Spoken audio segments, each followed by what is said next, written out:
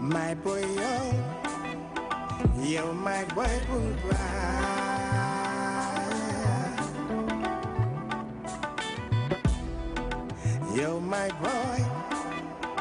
Yo, my boy will gas too. My boy, the man stop up, my boy.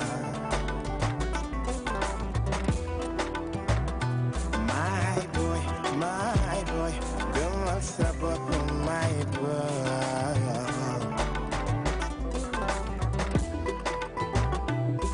Dinga dégg nit ku baax di ñu seew di la naan góorgóorlu my boy. Waaye bu déglu di lay wax bu liggéey.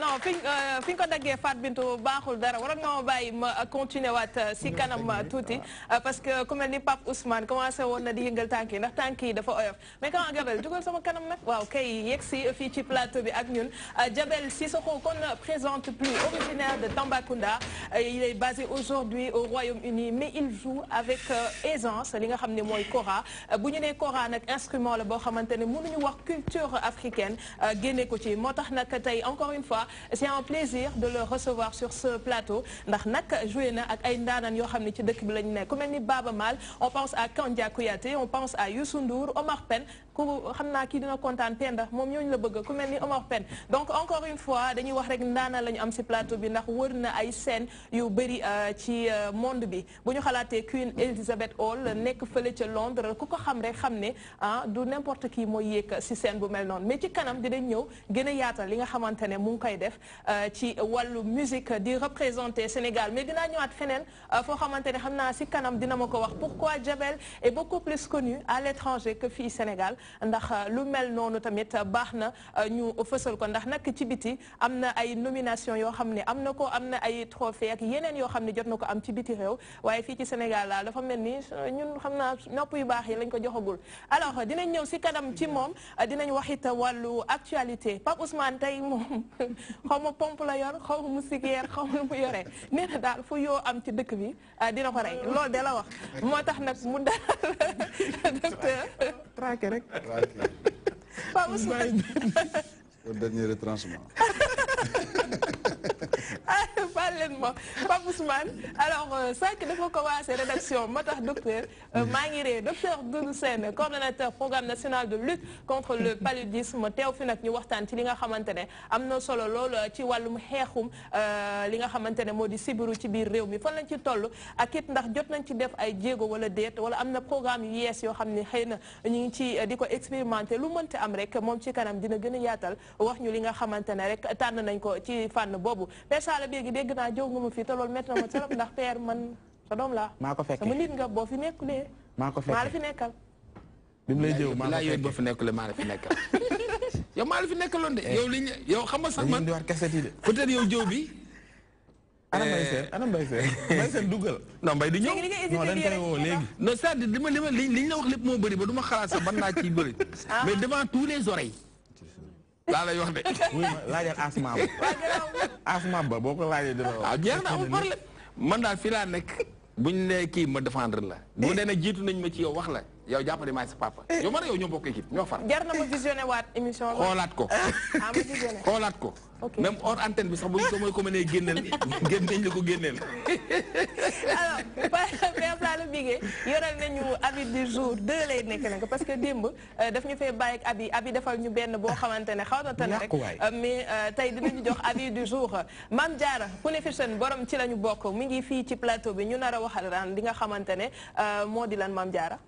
noo ko tuddee motricité fine. motricité fine nee na tey loolu la wax man bëgguma nga dolli si dara ma bëgg nga yem foofu kese. comme ça ci kanam gars yi découvrir ñu toogandoo ak ñun xaar ba si kanam. kon ñu xam lan mooy feebar bu feebar la wala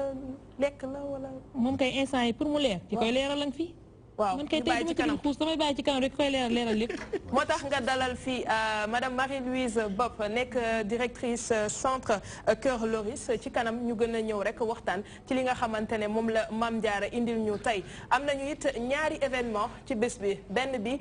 ci wàllu tàggat yaram la ñuy wax ak wàllu njàng ñu dalal nag Ibrahima Silla nekk nag jeune entrepreneur nekk également le président des leaders de l'Afrique mu ne xaw ma ku la tab président des leaders de l'Afrique Père Sala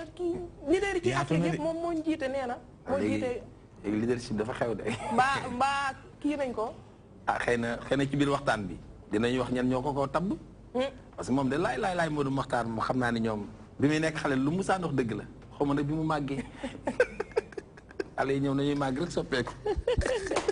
alors dinañ ko bàyyi kon bu waxal ñu moom ak li nga xamante ne rek mooy en action ñi ngi waajal benn manifestation boo xamante ne ni mu ko waxee sànq dañuy promouvoir sport mais dañuy promouvoir wàllu njàng donc ci kanam moom it dina ñëw gën a ñu yaatal ci li nga xamante ne mu ngi koy préparé une danseuse professionnelle nekk tamit également prof de danse mi ngi fii ci plateau bi di Fatou Samb moom it ci wàllu journée mondiale de la danse moo tax mu teew fi dinañ ko waxtaanee it ci kanam le métier de cette semaine jeudi bii nag wàllu mburu bi la ñuy wax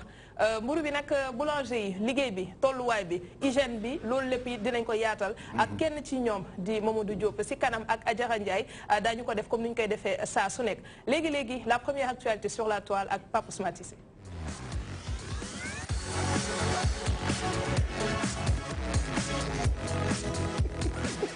Pape Ousmane ñu njëkk ak Seneweb Pikine Gazelle l'effondrement d'un immeuble fait un mort. waaw loolu la ñu xëyee ni ki tey ca Pikine gox boobu nga xamante ne fa la Sala Bigué fekk baax di ay ouvrier yoo xamante ne dañ doon yëngatu ci daaneel ab bâtiment boo xamante ne ñetti niveau la ci biñ koy bëgg a daaneel ci la kenn ci ñoom surux daanaka ñoom juróom-ñett yëpp kenn moo ci faatu ci saasi ñeneen ñi jot nañu leen yóbbu ngir fexe nu ñu leen saytoo am na sax ñoo xamante ne sapeur pompier ci jamono ji ñu doon fësal xibaar yi ñu ngi doon fexe ba ñu leen jëlee ci décombre yi nga xamante ne xëy na moo daanu seen kaw kenn ki nga xamante ne moo ca faatu ñu ngi wax ni mu ngi fekk baax fi nga xamante ne mooy Bakel bu ñu sukkandikoo ci waa Sud FM mi joxe xibaar bi te Seneweb di ko fësal ne ñii di autorité administrative yi ñu ngi def seen kéem kattan yegg ci bërëb bi ngir xool ana lan moo indi jéye jooje ñu yeewoo ca Pikine foofee ñuy woowee Pikine Gazelle. Pikine Gazelle. Docteur, un commentaire? Bon, damay nuyu d'abord téléspectateurs yi di nuyu ñi fi teew ñëpp ci plateau bi ci commentaire bi ñuy mën a def mooy li ñuy président di woo ñun ñëpp sur la discipline sur la rigueur ci li ñu war a def parce que li yëpp ci wàllu li muy indiwaat mooy rigueur yi ñu war a def dans tous les domaines ça bu ñu amoon rigueur tey ci wàllu construction bi respecter normes yi peut-être que lii du am ci domaine yëpp boo fa demee lu mel ni moo fa am boo duggee ci circulation bi boo duggee fépp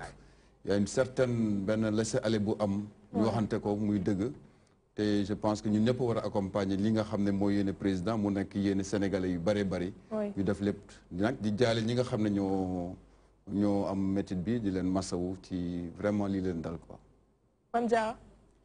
xanaa mu nekk lu tiis rek lu metti Gazelle moom defe naa sunu koñ la macha allah di jaale waat rek ñi nga xam ne ñoom ñoo ñàkk di wax ne rek nekk na loo xam ne metti na loolu yàlla na fi géej amiin madame Marie damay commencé di nuyoo ba pare donc maa ngi nuyu téléspectateurs yi yëpp ñi fi teew ak ñi ñuy seetaan donc lii lu métti la déjà parce que ni ko docteur waxee sànq il faut ñu commencer respecter normes yi d'abord normes de construction yi déjà et il faut une vigilance tamit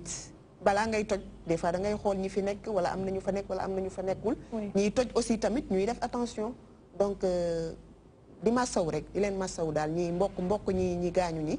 di leen di massaw vraiment jërëjëf Pape Ousmane ci suba Abdoulaye Wagnanga di suñu reporter bi fa teew mu ñu doon wax ne lu mat 8 maçon ñu ngi coincé woon si biir ba sapeur pompier yi nekkoon ca di def seen kéemtalaay kàttan ba fexe génne leen mooy wane ni rek encore une fois li mu doon wax sànq ci wàllu norme ñu ciy bàyyi xel pour bañ a exposer ñenn ñi mais anam ñi doon toj sax est-ce que ñoom amee nañu xam-xam bi loolu njëkk parce que tamit 3 niveaux ki koy toj kooku dafa war a doon koo xam def ci xarañ docteur ak soxna si laal nañ ko mais xóotuñu ci parce que tey man maa ngi fàttaliku pont Sénégal 92 bi ñu ko bëggee daaneel quand même du man du Massamba Mademba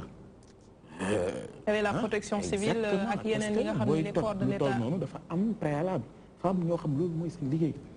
mais man li ma mënu comprendre mooy fa mbir yi xewee xanaa mairie lu mu gëmm bu gisee kuy def loo xam te ne lii du lu ñuy faral di gis xanaa da nga ñëw laaj ko sa waay yow li ngay def lan la ndax am nga ci ndigal mais ñoom nii rek la mooy dañuy bàyyi ba jëyee am nag dañ leen gis ñu commencé di lijjanti naan alors que loolu moo jiitu mooy ne kuy toj wala ngay def lu mel nu ni mel nga xamante ni maanaam bakkanu nit parce que yu mel noonu sax suy am da ngay gis ni dañuy fexe am maanaam périmètre bi dañ koy encadrer pour wan nit ñi que ni fii kat am na lu ñu fi def loo xam te ay risque nga ci est-ce que yooyu yëpp am na moo tax li ñuy wax ni enquête dina ko leeral mais li ma jàpp mooy li mu wax mooy ni rigueur bi ñu war a indi ci réew mi mooy ni léegi waratuñoo seetaan lépp ñu koy def en aval mooy dara day am rek ñun ñëpp ñu doon ci ay experts alors que xëy na am na ñu ko doon romb xam ne lii kat waroon nga xam ne seen liggéey loolu la war ko saytu mais ci ginnaaw am nañ fi ay maanaam ay kuréel yoo xam te loolu mooy seen liggéey am nañu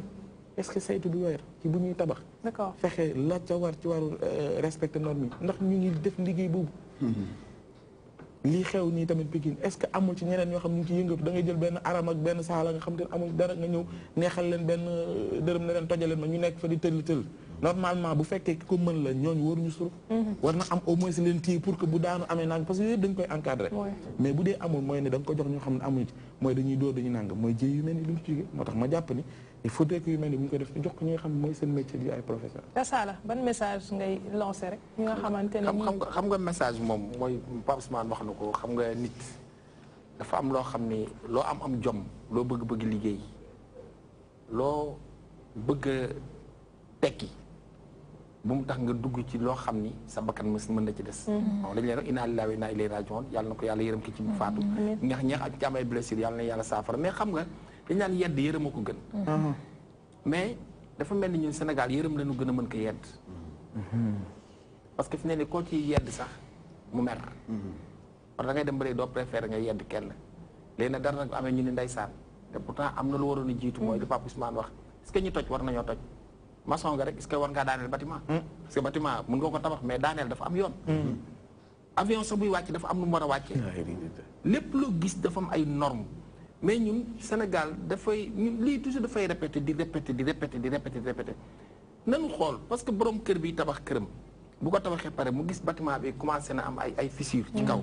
li nga war a njëkk a def mooy nit ñi fa nekk nga évacuer leen ñu génne mais da nga ci gis nit ñi aussi bu fekkee da nga leen faal yi da ngeen laan génn leen sax ñu bañ ni du ñu génn nga leen kër gi dafa am danger ñu ne du ñu génn donc li ma ko wax toujours les responsabilités sont partagées ñu ñëpp la nanu xam ne ñun ay nit lañu dund ay mala ñuy def jëfinu nit mais lii moom état am na ci pas de responsabilité parce que état dafa war di saytu bâtiment bu nu gis mu màgget am yenn diire yi dañu war a ñëw taxaw ci def ko ay kii encadré ko ba nga xam ne ñu xam fii danger am na fi ñu prévoir ko bu ñu ko waree daane ñu daan état moo war a daaneel yooyu état nu koy jëlal boppam di ko daaneelal boppam mais nit ñi bu ñu leen bàyyi ak seen sago rek di nga gis ku jël ay doomam mu ñëw bu ko daane la ñu daaneel te kon tamit loolu rek lii rek lay demee ñu ngi masawu ñi ci gaañu yàlla na fi yem oui amiin docteur bon ci li mu doon wax ci état parce que tamit dañoo am tendance lu ñu wax rek ñu ne état man damay jàpp ne état ay nit a ko seq mu am ñu ñu jiite am ñu ne parce que boo demee bitim réew wenn dëkk yu développé yi dañuy gis lu jaaduwul ñoom dañuy jël seen téléphone avertir ñi nga xam ne du dénoncer sax comme ni ko Sénégalais naan ñi dañoo mën a boole yooyu mais boo gisee lu jaaduwul pour man war nañoo mën a avertir les autorités sa jaan wàcc man ba ma doon liggéeyee Kédougou Tambacounda heure bu ma romboon ci tali bi par exemple nga gaare boo xam ne jaaduwul nga mun fa indi accident dafa may jaral ma jël suma temps arrêté woo gendarmerie ne ko camion bi station bi mu taxaw nii bu fi nit rombé y a de fortes chances mu am collision man je pense que Sénégalais bu nekk ci comportement yooyu lañ la war a woo ñu fexe ba ñun ñëpp ñu xam ne réew mi nañu changé ñun suñu bopp kenn ku nekk individuellement ne bañ a yeddati kenn ku nekk defal sa introspection jéem a xool réew mi bu jagee si ñun lépp lay jagal man c'est pour le moment c'est le message que ñu waroon joxe Jabel li ñu waxtaanee nii est-ce que bokk na si lu lay inspiré par rapport ak liggéey bi ngay def oui bien sûr mais avant tout d'abord maa ngi nuyu téléspectateurs ak aussi ñi ma partagé le plateau bi ñu ngi lay fay waaw lu gars yi wax nañ lépp déjà waaw parce que aussi ñun suñu bopp d'abord dañu war a ay éduquer suñu bopp ci lu bari wax dëgg yàlla li am nii métti na trop ñu ngi leen di jaale ñu fa wàcc aussi ak ñu gaañu yàlla fëgg seen bopp mais li sëñ bi wax ak aussi Père Sala wax loolu am na nit ñi dañu war a aussi di conseil wante entre ñun bu ko defee loolu mooy tax tamit erreur yu mel nii du am Sénégal parce que Sénégal dëkk la boo xamante ni que ñun ñëpp a ko bokk voilà kon nag su genre problème yi amee ñëpp lay metti te alors que dëkkandoo yi ñu ngi woon à côté aussi di gis kon nag nañu suñu gisee lu mel noonu nañu teel a dénoncer voilà bu ko defee dinañu gëj a am yu mel nii daal yan thème ngay faral di développer ci say biir way waaw thème yi bëri na thème yi mooy développer mooy maanaam souvent yu ñuy dund yu ñuy dund maanaam tukki gis loo xamante ni que jaadu na nga woy ko lu jaadu aussi. immigration la. waaw immigration lu ñuy gis immigration bari na. mais yow nag bokkoo si ñu sonn ci immigration Jabel yow mii yow Royaume-Uni la nga fa def yëpp. waaw non mais sonn moom du parce que sonn mën nga tëdd sax sa kaw lal sonn kon ça dépend rek quoi wax dëgg yàlla waaw sonn moom bari na façon quoi mais ñu ngi sant yàlla quoi. Kora yaa ngi koy joué maa ngi wax sànq am na yeneen i grand nom de la musique yu nekk si réew mi ak biti réew sax yoo xamante ne jot nga liggéey ak ñoom mais yemoo si loolu c'est-à-dire mën nañ ne Jabel dafa polyvalent parce que souvent si registre yu bëri lañ lay gis am na benn son boo xamante ne dama gis ne blues ngay def facilité yooyu yëpp jàng la wala lépp dafa bàyyeekoo rek ci li Père Sall di wax naan ñun géwél dañoo dégg waaw loolu am na comme loo gis rek base la quoi voilà ñun ay sénégalais lañu aussi nekk ay africain so blues bi may def man afro blues man dañ lay def blues fii la jógee doog a dem voilà kon ma nekk aussi doomu géwél jàng kora jàng woy suñu biir kër voilà kon aussi partager musique un peu ak les grands noms musique Sénégal fii un peu partout aussi étranger voilà loolu tamit expérience la boo xamante ni que yàlla dalay booleeg nit ñoo xamante ni nga jàng si ñoom voilà man souvent noonu laay inspiration yi noonu lay ñëwee quoi bi nga defee Tambacounda Express mere naa la trop parce que dama yaakaar ne nga def Sénégal Express wala nga jël sax teeru président waaye yow Tamba rek nga ko yemale Tamba Express. waaw qu'est-ce qu'il faut comprendre derrière. waaw Tamba parce que man fa laa juddoo. voilà Tamba laa juddoo et Express bi daf ma inspiré lu bari parce que bi ma nekkee xale dañ fa daan romb lu bari maanaam di jàppale ay nit. voilà di wàcce ay bagages so aussi ay missions yu bëri doon jógee Mali Burkina Niger so Carrefour la woon voilà mu nekk affaire bu ma marqué et aussi bu la yàlla dimbalee nga mën a composer musique aussi j'ai dédié ce morceau à Tambacounda quoi voilà loolu la c'est ça la lu mu wax ci Jabel xam nga Jabel jaar na fi bi mu njëkkee jaar daf ñu impressionné woon tey aussi jaar na fi gis ngeen li mu indi li nga wax léegi rek xam nga musique dafa universelle te dina am loo xam ne yow li lay woyloo sax doo ko xam dama waxtaan barki dem benn musicien bu mag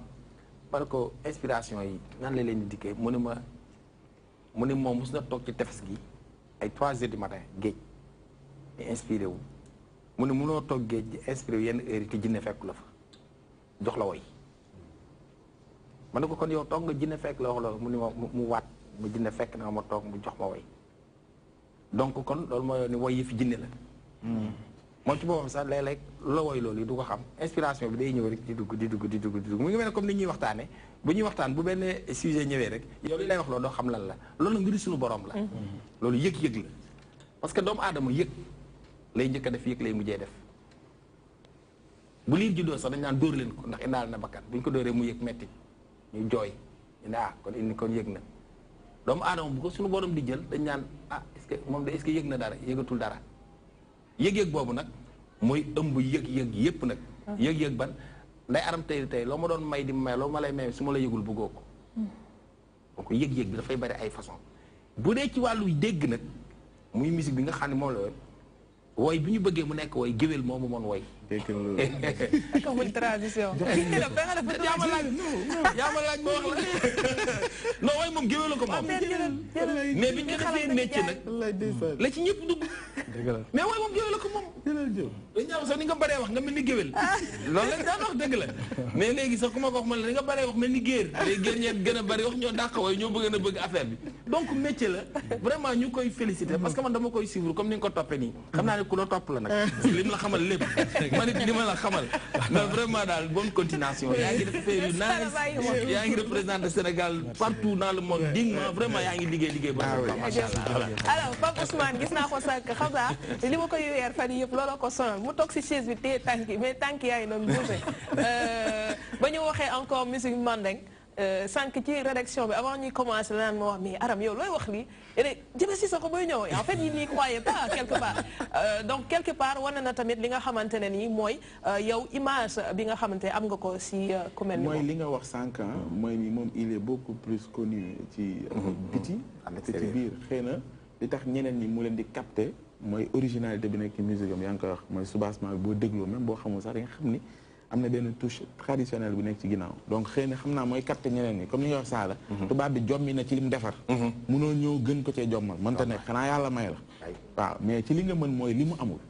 tax mu bàyyi réewam ñëw fi moom loolu la exporté liggéey ci moo tax da ngay sentir kora bi muy wax nii et puis mu bokk ci famille boo xam te ne xam nañ leen si soxo ko leen xam Banaya si ñu fa yàgg kii nga xamante ni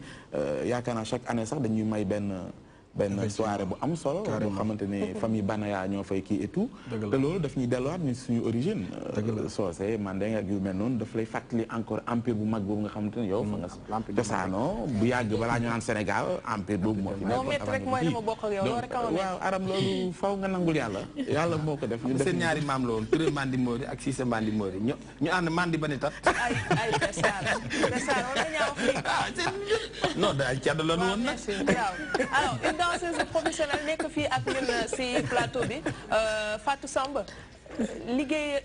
li ngay liggéey certainement li nga xamante ne Jabel mu ngi koy def dina ci am benn importance bu capitale ndax style musical bu muy véhiculer bokkul ak yenn saa yi nga xam ne moom la ñuy faral di gis nga xam ne peut-être boo ci naree def expression artistique ça va être beaucoup plus difficile mais lu mel ni moom bu koy def lan la lay inspirer. Tout d'abord di nuyu ñëpp ñi nga xamante ne ñu ngi ci plateau bi teew fii di nuyu ñëpp ñuy seetaan émission bi musique bi Jabel di def buñ ci inspiré wu man de ma part du difficile parce que j'ai l'habitude de danser avec le kora ak voix ak yooyu noonu mais li muy def lu baax la daal. lu bien la te musique bu riche la bu culturel boo xamante ne fii la jógee si suñu dëkk. merci. d'accord nga baal ma sànq dama ko fàtte wax gis nga bu yuuxoo rek ak voix naturelle am non ñu wàcc ñun ñëpp ñibbi. kon nañ defal transition ñu dem ci docteur. yaa ngi réer yow rek laay xaar man dew ma transition yow yaay transition tey ñu dem si docteur. léegi loo bëgg ma def. dara rek loo yëkkati loo ñu may rek ñu jël. dara rek. iyo jalilu beri fen yamina yafa kele. macha allah alors ñu jàll ci Pape Ousmane ak invité.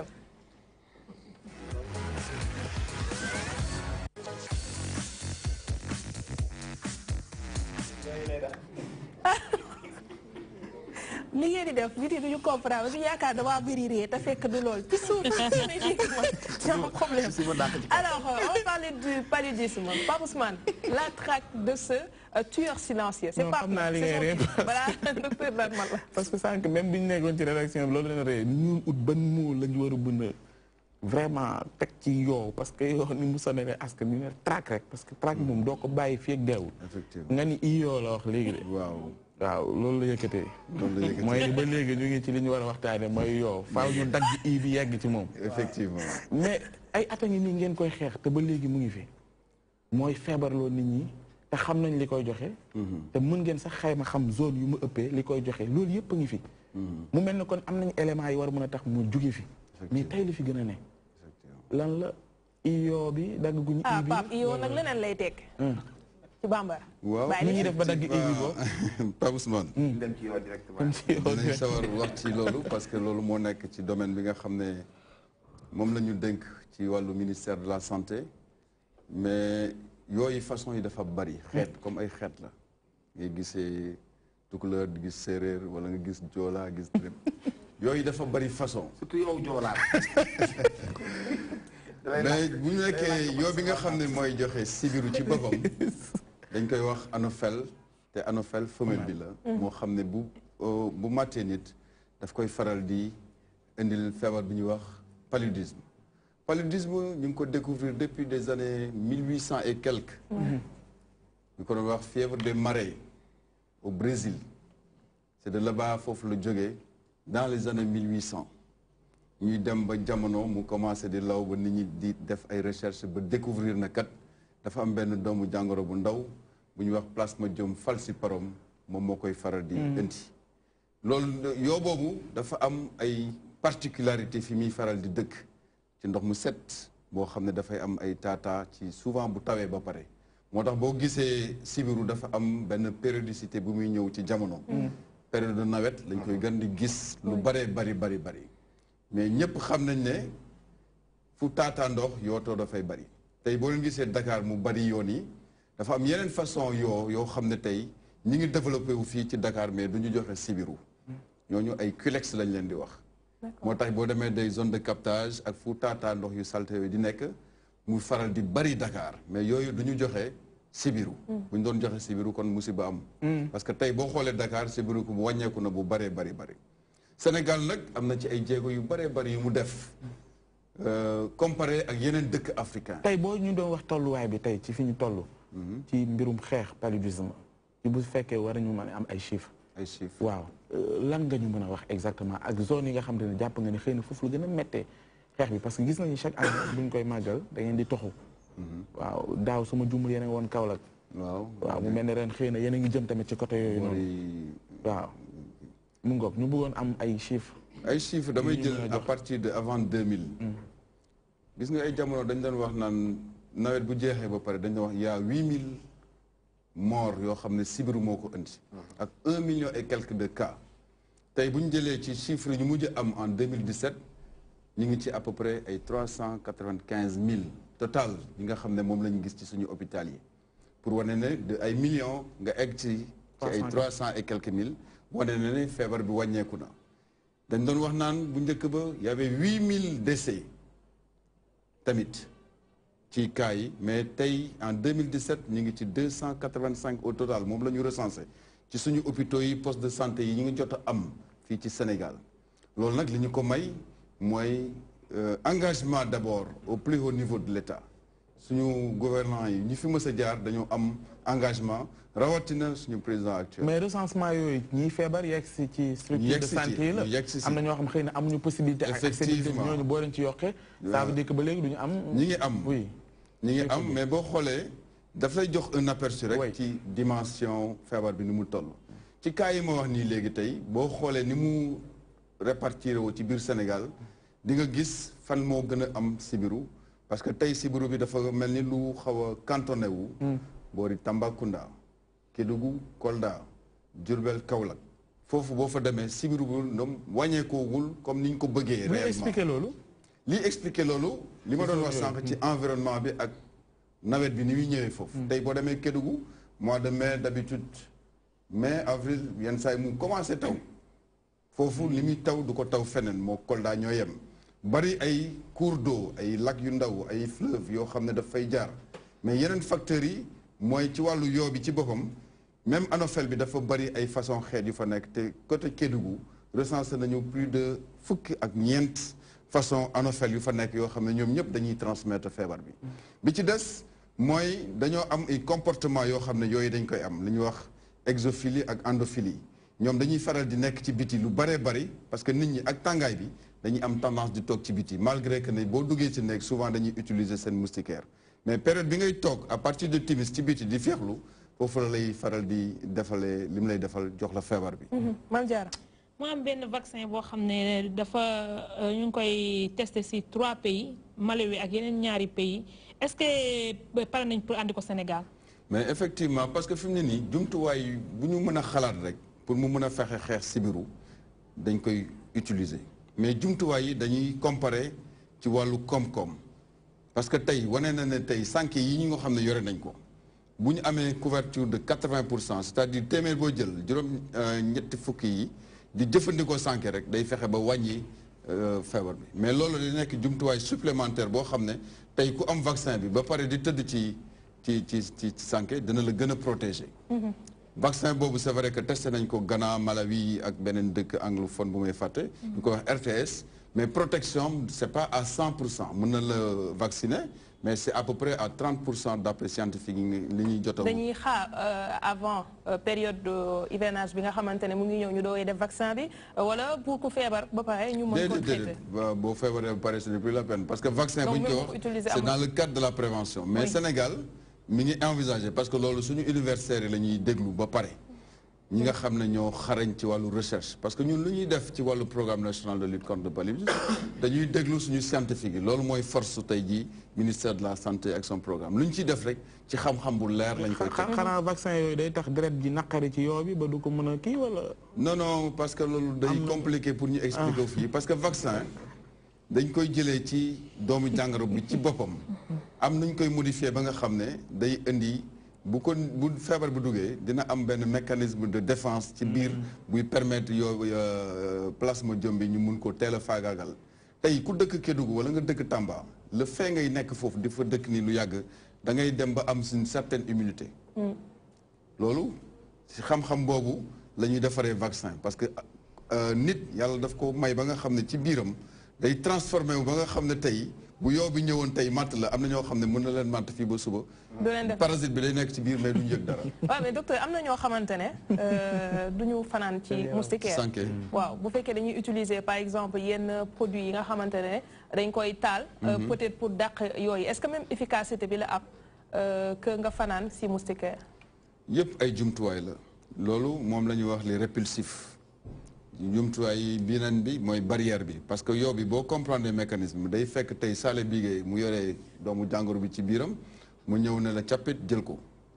mu am benn circuit bi muy def le temps que muy egsiwaat ci Pape Ousmane mu développé loo xam ne bu jamee Pape Ousmane day am kii bi donc combat bi lan la mooy fexe ba yow bi bu mu la jege soit nga utiliser loo xam ne da koy dàq soit nga utiliser benn barrière boo xam ne day nekk sa diggante ak yow bi donc ci combat yooyu la ñuy jël pour comme guerre la rek contre ce truc là da ngay seet yëpp jumtuwaay nga mën a fexe ba bu mu la laal donc loolu moo tax tamit message bi ñu war a jàllale mooy population sénégalaise bi parce que ñu ngi jëm ci benn campagne bu mag a mag a mag boo xam ne demain la ñuy commencer recensement bi ci zone yi ma leen di wax 11 millions de moustiquaires le Sénégal war a séddale tey jii buñ ko joxee population bi ñoom ñoo ko war a jëfandikoo niñ ko diglee. pour mën a mucc ci xeex pour mën a mucc ci sibiru. très bien voilà la. sibiru sama yëf la man chaque année ma sibiru ba may xale nag ba nëgë ni xaw ma lan la maa ngi sibiru boo xam ni damay fudd muy neex mais day jékki-jékki rek naqari c'est vrai xam nga sibiru noonu la ñuy duggee day jékki sa articulation yi dem si gémmiñ soof. chaque année man damay sibiru ba daaw dama dem sama clinique sama docteur Malick maa ngi koy nuyu man samay butéel la ma fa sampal rek bi ma nekkee xale je t'assure dinañ jël Nivaquine ñu daan jox sama papa daf ñu daan jox Nivaquine ñuy naan xuma loolu man lan la ci man dañ maa yóbbu kër sœur bu ne yóbbu nañ ñu fa. est-ce que y a une mesure de protection yi nga xamante ne docteur wax malheureusement du ma ko def man sànq bi su ma ci duggee damay miir mënumaa dugg sànq bi ñu nekkee xale dañu daan jox ay vape yi ak mysiko yu roo yi nekk Sénégalais maa ko taal sama néeg mais gis nga dama amoon docteur Ba ndeysaan yàlla na ko yàlla yërëm moo nekkoon médecin Sotrac docteur Abdoulaye Ba moo ma daan piqûre Kinimax xam naa docteur dina xam piqûre nee naa la si te boobu ay Kinimax bu ñu la ko mos a def piqûre day mel ni kaani lañ la jam ñuy dem ba Kinimax bi man jariñu ma dara après ci la ay Paliject ñëwee garabu si biir yëpp laa xam Paliject léegi fi ne nii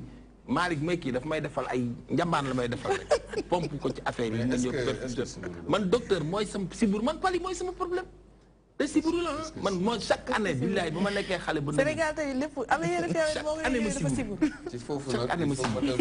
man jaaxal na ma trop chaque année damay siburu important parce que message bi muy joxe nii ay ñun en 2007 la ñu commencé def différence bi parce que ñu bëri seen yaram bu tàngee grippé bopp bi métti ñu ne dafa sibiru du lépp mooy sibiru loolu tamit dafa war a leer parce que bu njëkk ba lépp sa yaram tànge bopp bi métti ngay wàccu rek ñu ne sibiru mais tey dugal nañ Sénégal li ñuy wax test de diagnostic rapide ba tax na képp koo xam ne tey yaram bi tàng na nga ñëw ci structure dinañ xam ndax lii sibiru la wala du sibiru loolu tamit dafa war di leer Pape Salé bii ngay je ne pense pas que mu nekk sibiru parce que Dakar tey jii boo xoolee bu baax a baax ñi fi sibiru léegi bariwul xam nga ndax seetlu ngeen ko bu baax parce que lii di Dakar jëm Thiès jëm Louga Saint-Louis Matam foofu sibiru bi wàññeeku na tey jii ba nga xam ne c'est exceptionnel rarement ngay gis ay cas yu am sibiru moo tax ñuy indiqué nit ki bu sa yaram tàngee rek na nga fexe ba dem ci hôpital boo xam ne mooy xam ne ndax lii sibiru la wala du sibiru pour ñu bañ di jaawale daal jaawale feebar yi mun am beneen feebar sax la am bari waaw sibiru moom bari na bari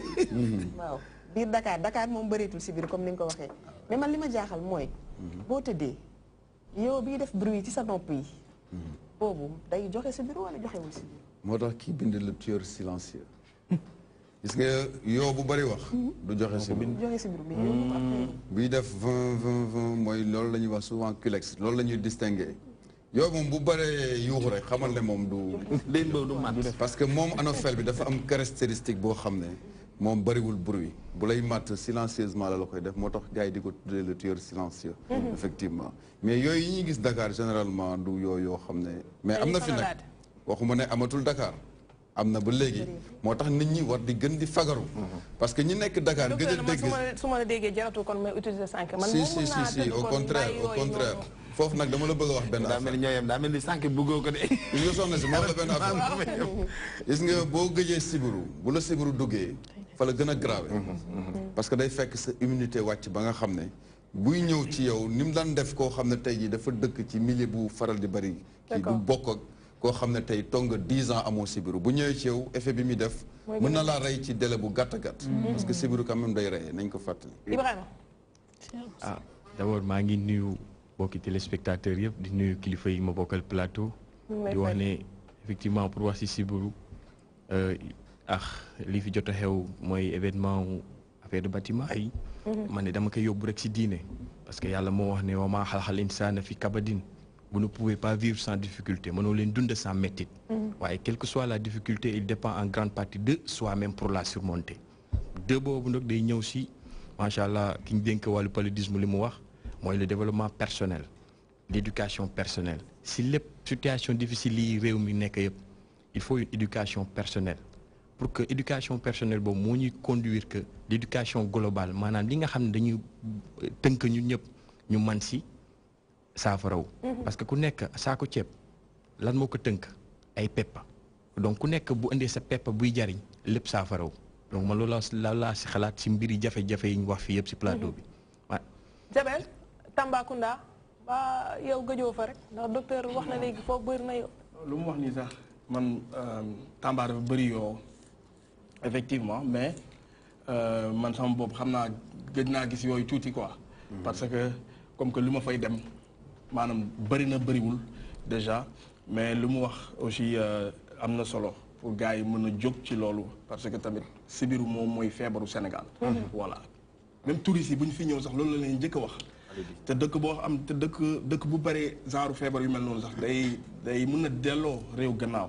parce que gars yi dañuy ragal a ñëw. kon ci gouvernement bi jóg parce que ñoom tamit ñoo mën a jóg ci loolu. bu ñu jógee ci loolu bu ko defee dina saafara lu bëri quoi. docteur nee nga sànq 2017 am nañu 300 000 cas et quelques wàññeeku na bu baax. te pourtant ci programme bi li ngeen xamante ne fixé ngeen ko comme objectif 2030 la ngeen wax. waaw comment se fait-il que ñu am nombre bu beese bi ñu fixé échéance boobu wala dafa am ay goulot d'étranglement ci yoon bi wala lu tax tey pour ñu atteindre échéance bi ci délai bu gën a gàtt mënu nekk. mën na nekk mais objectif moom da nga naan war naa dem Tamba fii ak 4 heures de temps objectif la rek bu la neexee fii ak 2 heures de temps nga dem mais objectif boobu dafa nekk objectif mondial. c'est-à-dire que l'OMS bi nga xam ne mooy saytu lu dépp lu jëm ci wér-gu-yaram ci àdduna bi ñoom ñoo définir ci wàllu xeex sibiru ni fii ak 2034 bëgg nañ tant de pays egg ci foofu. Sénégal dafa bokk ci ñooñu nga xam ne dañoo am objectif boobu pour que fii ak 2030 ñu fexe ba sibiru jóge fi. D'accord. mais est-ce que objectif yooyu noonu OMC wax ak ñun OMS am wax ñun tamit ci lañ nekk wala ñun tamit dañu am suñu objectif yu bokkut ak moom au regard de li Arame wax ci cas yi desagum ci luñ jàpp ni Sénégal war na fa mën a jógee. ñun suñu objectif la bokk na ci ñi nga xam ne dañoo bëgg fii ak 2030 bu ma nee fii ak 2030 yàlla mën na def fii ak 2025 ñu xaajaloo ko mais day utopique c'est-à-dire day mekk lu gént noonu parce que ñun tey Sénégal boo gisee ñi ko wër egg gu ñu ñun niveau bi ñu egg tey jii boo demee lu mel ni Guinée Conakry Guinée Bissau boo demee Mauritanie bi nga xam ne tey moom moo Matam ñoo xaw a dëppoo tey sud Mauritanie ñoom seen cas yi dafa bari alors que ñun côté Matam bi tey ji wàññeeku na bu baax ak Ndar donc te foofu ñëpp xam nañ ne Mauritanie ak Sénégal benn réew la. benn réew la mais ngeen wax aussi 11 millions. mais pas balaa 11 millions kay ci frontière boobu ban liggéey ngeen di def. kon pour moom laay bëgg a ñëw moom laay bëgg a ñëw. pour yooyu ne def seen parce que loo gis rek dafa am benn par benn. tey Gambie lañ jël parce que Gambie Sénégal. peut-être que conséquence su suñu histoire la. mais ñëpp xam nañ ne benn réew la. parce que ñi ngay fekk fii ñoom ngay fekk fële. dugg beeg génn bi presque benn la. tey jii man ba ma demee foofu mission bi mujj bi xam naa bu ma leen ko expliquer doon nga benn frontière bi nii. benn village boo xam ne tey jii benn kër. benn néegu ñax bi mi ngi nekk ci benn côté Gambie benn néegu ñax bi mi ngi fii côté Sénégal. ñooñu xam nga mënoo xam ndax kii Sénégal la dëkk wala Gambie. ba tax na donc ñun ñu bëgg a synchroniser loolu ñu bëgg a fas yéene def. bokk ko ak ñoom xaatim benn kayit ne ñun dañuy ànd pour dem xeex sibiru pour mu jeex parce que bu ko Gambie éliminé te ñun éliminé wuñu du baax Sénégal it bu éliminé te Gambie éliminé wul du sotti ñu commencé ak ñoom après dinañ jël Mauritanie dinañ jël Guinée Bissau dinañ jël Guinée Conakry que pour que ensemble ñun ñu xool boog nan lañ mën a def ba sibiru bi jeex maa ngi koy wax sànq mooy 11 millions moustiquaires ngeen wax ni moom ngeen bëgg a séddale effectivement te ku ko wax programme bu ni mel di nga wax koppar souvent duñ koy wax sursaut boobu noonu taxawaay yeeg mobilisation yi dafa am lu mu laaj. souvent bu ñu yegsee foofu dañ naan lañu nguur gi nattal wala ñi ñu jox liggéey bi yeeg yu mel noonu naka lay demee liggéey bi ci wàllu mobilisation fonds yeeg yu ni mel est-ce que jàpp ngeen ne objectif yi ngeen fixé koppar ya ngeen ca soxla pour mën ko daan matee na wala. am nañ ci yaakaar bu baax a baax a baax parce que sànq kii mi ngi wax bay wax état li mu war a def état li mu war a def mi ngi koy def. tey jii programme national de lutte contre le palu li muy mobiliser ci ay ressources à partir de l'État di ko mobiliser à partir de ses partenaires am nañ yaakaar ne bu ñu ko jëfandikoo ni ñu ko war a jëfandikoo objectif 2030 bi dañ ko atteindre parce que su ma la nee 11 millions de moustiquaires 10 millions pour Sénégal 1 million pour la Gambie 10 millions de moustiquaires benn bu nekk mi ngi jël environ $2 bu ñu defee xayma bi c'est à peu près 10 milliards de francs pratiquement moom la état di injecté à travers ses partenaires. dañ koy maye. lépp dañ koy maye. kenn du ko jaay. kenn du ci jaay benn loolu tamit message la bu ñu bëggoon jàllalee. kon ku ñu dégg ku koy jaay it. boo leen ma ko waxee ma wut police mu ñëw fekk ko fa mu nekk ñu jàpp. waaw c'est parce que li nga wax. donc état mi ngi def li muy war a def. toujours dans le rappel ci ñun ni ñu war a taxawee en tant que sénégalais. parce que état bu defee effort yu mel noonu ne leen kat lii boo leen ko jëfandikoo di ngeen ci mucc. non seulement yenn saa yi doo gis gars yi utiliser ko ni ñu ko war a jëlee. mais dina am yeneen sénégalais yu jéem a xool nan lañ ci wutee profit jël ko yóbbu ko beneen réew di ko fa jaay. mais ñi wax ni da leen di sonal xanaa dañu xamul ni ñu koy utiliser. am na ñoo xam ne dañ koy jënd léegi bëgg ko. bu ko jëfandikoo léegi wala te loolu message bi ñu ngi koy jàllale lu bare bari. di wax ne sànke boo ko jëndee wala boo ko amee da nga koy lal fenn foo xam ne comme fii naaj du fi dugg boo ko defee 24 heures 48 heures nga door ko takk ci kii bi. parce que dafa am produit bu ci nekk boo xam ne y a des allergies mais allergie du ñëpp a koy def. mën nga jël aspirine léegi mu def la allergie bu mag alors que keneen mën na ko jël du ko def dara. donc moustiquaire boobu boo ko tàllalee ba mu xaw a wow mën nga ko jël nga takk ko sa néeg boo ko takkee amul benn yoo boo xam ne dina mën a dugg ba egsi ci yow. fan mooy point de distribution yi kon comme dañ koy maye. point de distribution bi dañ ko organiser à travers le système de santé système de santé bu ñu koy wax mooy niveau central mooy ñun ministère mu dem région médicale dem district sanitaire dem poste de santé dem ba ci case de santé ñooñu la ñu jël pour organiser système bi ni ñu ko war a distribuer. demain la ñuy commencer li ñuy wax recensement bi dans la première phase dans la zone nord muy Tamba Kédougou Kolda Sédhiou Ziguinchor Kaolack Tambacounda ak Fatick dina am kër par kër dañ fay dugg pour recenser. non non commencé ñu jaay 1000 francs kon yooyu bokkul ci non xam nga fan laa jël non docteur. non bàyyi ba ma expliquer pour nit ñi comprendre point de distribution yi avant ñuy dem ci beneen. bu ñu defee loolu relais yi dañuy recenser kër par kër ci zone boobu ma njëkk a wax Dakar beneen deuxième phase la mais ñooñu bu ñu recenser dañ leen di jox ay coupons. boo demee ci gox-goxaan yi am na ay points de distribution soit poste de santé bi la soit ci école bi la soit ci jàkka ja wala foo xam ne. gox bi yëpp nañ xam ne fii boo fa demee léegi boo ñëwee tàllal sa coupon ne man bañ ma recensé kat war naa am ñeenti sànke ñu jël ñeenti sànke jox la jël sa coupon. parce que dañoo jàpp ne ñaari sénégalais yu nekk nañ leen jox benn sànke. ñu koy jaay waaw duñ ko jaay gis nga jaay bi nii. am na jamono 1000 francs ñu koy jaay 1000 francs gis nga jaay am na say district sanitaire yoo xam ne 2500 ngay joxe. daaw man gis naa ko. du ma tudd koy jaay du ma tudd tur ñëpp nag yemuñu. mais dañu xam li état génne pour jox ko doomu aadama yi pour santé parce que avant tout wér-gu-yaram ci la lépp nekk te loolu rek la état mën a def génn ay moyens jox nit ñi jox leen population bi ñi gën a suufee gën a néew doole ñuy jot ci. mais doo ko takk. waaw d'accord mais am na ñu peut-être man moo ko takk bi am na ñu koy takk ñu bëri te man xam naa bu ñu ma waxeelee li tax mu may miir loo dinaa ko takk peut-être dama ko allergie wala dara. waaw mën naa boo si duggee nag taal tale di nga miir kay per saal visibilité bi dootoo def. xam nga léegi nag loolu il faut ñu sensibilisation gi xanaa xamoo ni paludisme li ñu koy sensibiliser par année amul benn maladie bu am kii bu mel noonu ci réew mi même sida bi ñuy wax amu ko mais chaque année nit ñi ci district sanitaire yi da ngay gis ñu joxe 2500 ñu soog la jox sa 5 da nga ciy gis ay yu bare yoo xam sax da nga naan lii lan la des fois da nga naan jaru ko parce que su ma demee rang bi may rang pour ñu jox ma ko rek coono bi ma ciy daj jaru ko. moo tax léegi il faut que nag message bi di jàll comme ni docteur def message bi di jàll ñu xam ne pour population bi. ñu jox leen. kenn bañ a jënd waaw surtout jaay par contre dans les pharmacies am na ay sànke yu bokkut ak sànke yi. parce que caractéristiques yooyu fa nekk. bokkul pour ñu bañ a jaawale tamit dans le message que nous donnons. parce que pharmacie yi am na yeneen fournisseurs yu leen di jaay parce que ñun suñuy sànke dafa am logo PNLP wala logo USAID wala logo Fonds mondial yooyu ku ko gis ñu koy jaay rek ñun boo leen ñu wooyee rek ñu taxaw ci. alors doon na am ay campagne de saupoudrage yu ñu def si yenn quartier yi. souvent balaa ñu daan ñëw sax lu si ëpp service d'hygiène dañu naan dëpp leen paan yeeg. tëj leen ndox yeeg affaire dañ ko bàyyi wala mi ngi am bëri. non bàyyiwuñ ko mais toujours comme li ma waxoon ci wàllu gëstu ak xam-xam dañoo dem ba jamono xam ne kat saupoudrage boobu ni ñu ko daan defee. yàq xaalis la bu bëree bëri. par contre am na saupoudrage bu ñuy def bu ñuy wax aspersion intradomiciliaire war nañ ko def ren ji ci boori Matam mais dañuy dugg ci kër yi. d'accord pulvériser kii parce que bu njëkk ba dañ doon pulvériser day wàññi population bi mais une semaine après boo seetee nenu yooyu dañ fi génnaat. mu ñëwaat parce que tey jii boo bëggoon pulvériser Dakar te nii nga xam ne moo koy indi mu mel ni comment ça s'appelle zone de captage tey boo pompé woon Dakar ba mu dañi. après yooyu semaine bi ci topp. bu la fi fekkee ne damay yaakaar na nga.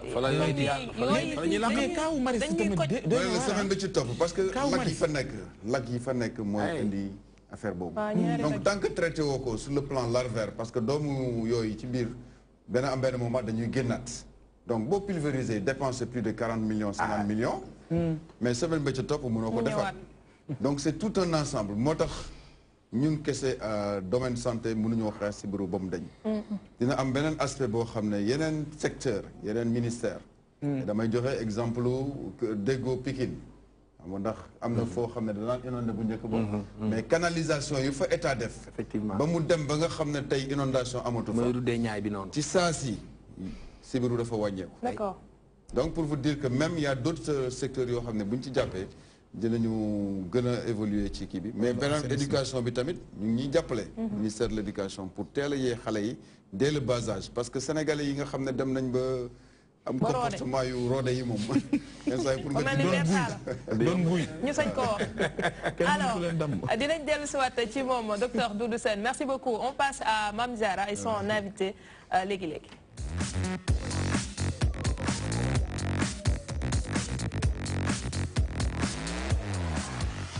Mame Diarra di dalal madame Marie-Louise Bopp directrice du centre Kër Loris ñu ñëw si li nga xam ni moom lañ doon waxtaanee sànq. waaw comme ni nga ko waxee Aram dañuy ñëw ci li nga xam ne moom lañ doon waxtaanee muy motricité fine loolee tax ñu dalal fi tey ki nga xam ne mooy Marie-Louise Bopp ñu bëgg a xam rek lan mooy motricité fine. waaw jërëjëf Mame Diarra donc motricité fine boo déggee motricité. ci français motricité am na genre mobilité am na ci donc motricité fine dafa nekk ensemble cër yi nga xamante ne li nga xamante ne yëpp dafa bokk ci mouvement yi li nga xamante ne dafa war a affiner mouvement bi dafa war a tax ba mouvement bi gën a précis loolu mooy motricité fine maanaam jël téléphone par exemple wuyu wala jël kaas teg jël benn affaire quoi ça travaille aussi les mains ci loxo yi la gën a basé wu parce que am na motricité globale mais motricité fine wàllum loxo yeeg membre yeeg noonu. loolu mooy motricité fine. ñu gis ne da ngeen di accentué wu ci ñi nga xam ne ñooy GMC ci ñooñu ngeen di ëpp li ngeen di liggéey naka ngeen di defee recrutement xale yi. bon recrutement la sélection voilà recrutement bi d'abord dañuy exiger benn dossier médical balaa ñuy jël benn xale donc am na ay psychiatre ñuy suivre xale yi. donc xale bi day dem ci psychiatre bi mu defal ko dossier def observation yépp yi ci war defal ko dossier médical ba amaana sax bu defee dossier médical bu ñëwee ñun bu ñu xoolee xool ba xam ne kii mënuñu ko jël en charge duñ ko jël waaw donc à partir du dossier bi ci la ñuy xool ba xam ne kii motricité am bi peut-être baax na mën na dem mën na demal boppam mën na defal boppam yenn yi mën nañ ko jël am ñoo xamante ne tam mënuñu lenn ñooñu tam dinañ leen jël tout en espérant que liggéey bi nga xamante ne dinañ ko def ak ñoom dina tax ba ñu egsi ci motricité boo xamante ne normal na. est-ce que am na ñu bëri ñu ngi ñëw si yéen. ay parents yu bëri yoo xam ne dinañ signaler peut-être bien pour bëgg seen doom ngeen jàppale. bëriwul début bi bëriwul woon donc yenn parents yi nga xamante ne peut-être xamoon nañ leen ci yeneen écoles yi dañ doon ñëw wala ñu am seen doom yoo xamante ne dafa nekkoon ci benn centre mu dem ba âgé wala mu dem ba centre boobu nangootu ko jël. ñu jéem a ñëw ci ñun. ngeen yor centre mu tudd Kër Loris seen centre boobu c'est privé wala dañ fay jàng nii rek gratuitement. c'est un centre privé inscription la laaj na mensualité mais man j'avoue que ñun ñoo gën a moins cher le que yeneen centre yi parce que man objectif bi ma amoon bi may def projet bi may am objectif bi ma amoon c'était que pour jàppale couche boobu la non xamul li mu demee donc objectif boobu c'était pour jàppale couche boobu la parce que au départ man jaar naa ci benn centre boo xamante ni def naa fa 8 ans dem naa stage yeneen centre aussi mais je vois que coût scolarité bi ak bus bi ak yeneen dafa cher te boo xoolee yenn famille yi nga xamante ne dafa am ay xale yoo xamante ne dañu am laago demeewul noonu. xanaa état jàppale wu leen wala amu leen ay partenaires yoo xam ne mën na leen jàppale ba xale yi ñu ñëw ngeen jàngal leen noonu gratuitement. ñun pas encore. état jàppale guñu état jàppale guñu. ci wàllu formation bi ban cursus la kii tàggat xale yi war a am wala ñaata temps lay soxla boog pour ñu tàggal ko ci dara pour mu mën a accompagner xale yi ndax j'imagine que dafa laaj patience. Donc cursus, en parlant de cursus, École nationale des travailleurs sociaux, ENTSS, dañuy def. Am na 3 ans, am na plus de 3 ans aussi parce que am na après 3e année bi am na beneen année bu ñuy def mais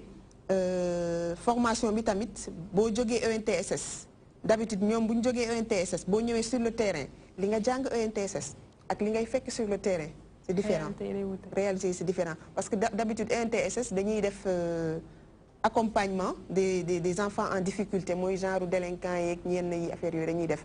mais bu dee ñun fii prise en charge des enfants en situation de handicap ñi nga xamante ne soit handicap moteur physique déficience intellectuelle loolu la donc il faut une formation c'est pas pour rien que élèves yi nga xamante ne dañuy dem ci yenn écoles yi école élémentaire yi école dits normaux yi quoi dañuy dem fa am problème par exemple ñenn ñi am problème lecture wala am problème pour bind maître bi enseignant bi nekk ci biir classe bi day wax ne man du ma am jot bi nga xamante ne damay nekk di toppatoo benn élève pendant que yeneen 50 yaa ngi fii di xaar donc ñooñu ils sont pas formés donc il faut une formation NTSS da koy def formation boobu NTSS ak yeneen formation parallèle ak benn ONG CHIP international aussi dañuy ñëw former ci wàllu motricité fine ak yeneen ak yeneen. est-ce que am na ñu par exemple ay cas pratiques yu ngeen ñu mën a wax ci ñoo xam te ne xëy na waajur indi leen doomam boo xam dafa amee jafe-jafe ci wàllu laago ngeen taxawu ko ci li taxoon mu indi ko ba résultat yi am ci yenn cas ngeen ci am yoo xamante ne ni nga ko waxee nii motricité fine bi mujj su amoon jafe-jafe ngir tànk ndox sax moom moom voilà ci cas boobu moo tax ñuy ñaan parents yi tout le temps ñuy teel a indi xale yi mais boo demee ba nit ki nekk mag aussi temps bi nga nar a jël pour defar motricité finam dina xaw a yàgg mais comme nii ci image bi may gis nii bu xale bi teelee ñëw par exemple temps bi ñu koy nar a kii moom mën na durer une année comme mën na durer moins d'une année mais tout le temps da nga koy liggéey bi nga xamante ne loxo yeeg baaraam yi yëpp da ciy dem tout le temps donc am na ay cas am nañu koo xamante ne y avait une difficulté motrice difficulté pour bind donc à travers exercice yu bëri ñu ngi koy def mu ngi nii commencé na téye bic bi normal di bind am na ci koo xamante ne main droite bi moo dul dem def na école élémentaire redoublé noonu lañ ko pendant 3 ans CI à cause de l'écriture donc ñëw na ñu ngi koy defal massage en même temps ñun dañuy am kuy def massage donc ñu ngi koy defal à partir de là mi ngi commencé utiliser main droite bi di jéem a rëdd ak moom di def ay graphisme ak yooyu waaw jaamu yàlla ci jaamu yàlla yi lii mooy àdduna toujours xale mooy mujjee doon mag te nit ci li ko yàlla bindee dina am loo xam yàlla loola koy mooñaale mais bu ñëwee ci àdduna am na loo xam ne doomu aadama moo ko ci mën a dimbali parce que fekkoon waajur yi Pape Ousmane la kon wax na ko léegi question bu am solo léeg-léeg waajur yi seen doom dina am laago maanaam ñu sàggane ko dootuñu ko boole sax ci société bi dootuñu ko boole sax ci kër gi dañ koy yenn yi sax mën nañ ne rab a ko jàpp voilà or que bu fekkee teel nañ ko yóbbu na ci ñu mel ni ñoom ñu jàppale sa doom jooju ba nga xam ne dafay bokk ci société bi ëllëg xamoo lu muy doon yi parce que mi ngi may nettali Léopold Sédar Senghor bi mu nekkee xale dafa judd woon am nu mu mel dafa nekkoon xale am nu mu mel ba ñu mayoon ko ci l'abbé yi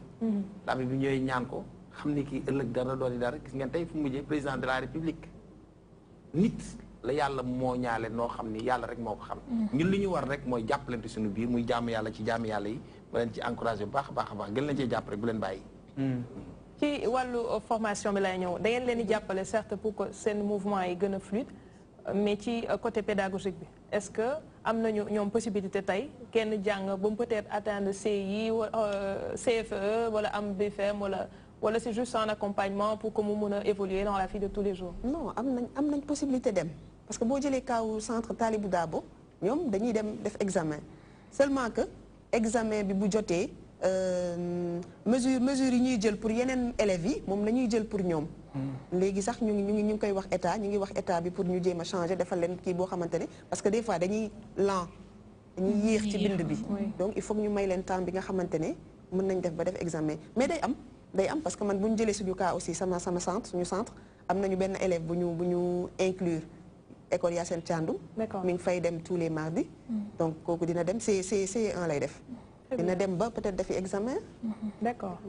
ngeen nekk ay centre yaa tudd léegi Talibou Dabo ban relation nga am ak ñoom. ngir seen centre ba relation la am ak waa Talibou Dabo. donc ñun ak waa Talibou Dabo dañuy liggéey parce que dañuy am ay activités yoo xamante ne dañ koy bokk comme boo jëlee activité yu spécial olympiques di def tous les dimanches. élèves bu Talibou Dabo yi dañuy dem suñu élèves yi dañuy dem yeneen centre dañuy dem. am comme rencontre bi ñu war a am dimanche aussi monument de la Renaissance ak waa CHIP international. donc dañuy travailler en collaboration ak yeneen centre bi du Talibou Dabo kese. parce que des fois da ngay am benn parent bu la woo ne la sama doom Talibou Dabo la newoon amatu fa place wala est-ce que évolué na wala est-ce que évolué na bëgg naa mu ñëw seen centre xool nan ngeen di liggéeyee aussi dañuy wala benn enseignant sax wala benn directeur wu benn école moo lay woo. ne la est-ce que am nga place pour jëlal ma tel élève. donc dañuy liggéey en collaboration daal. docteur. waaw di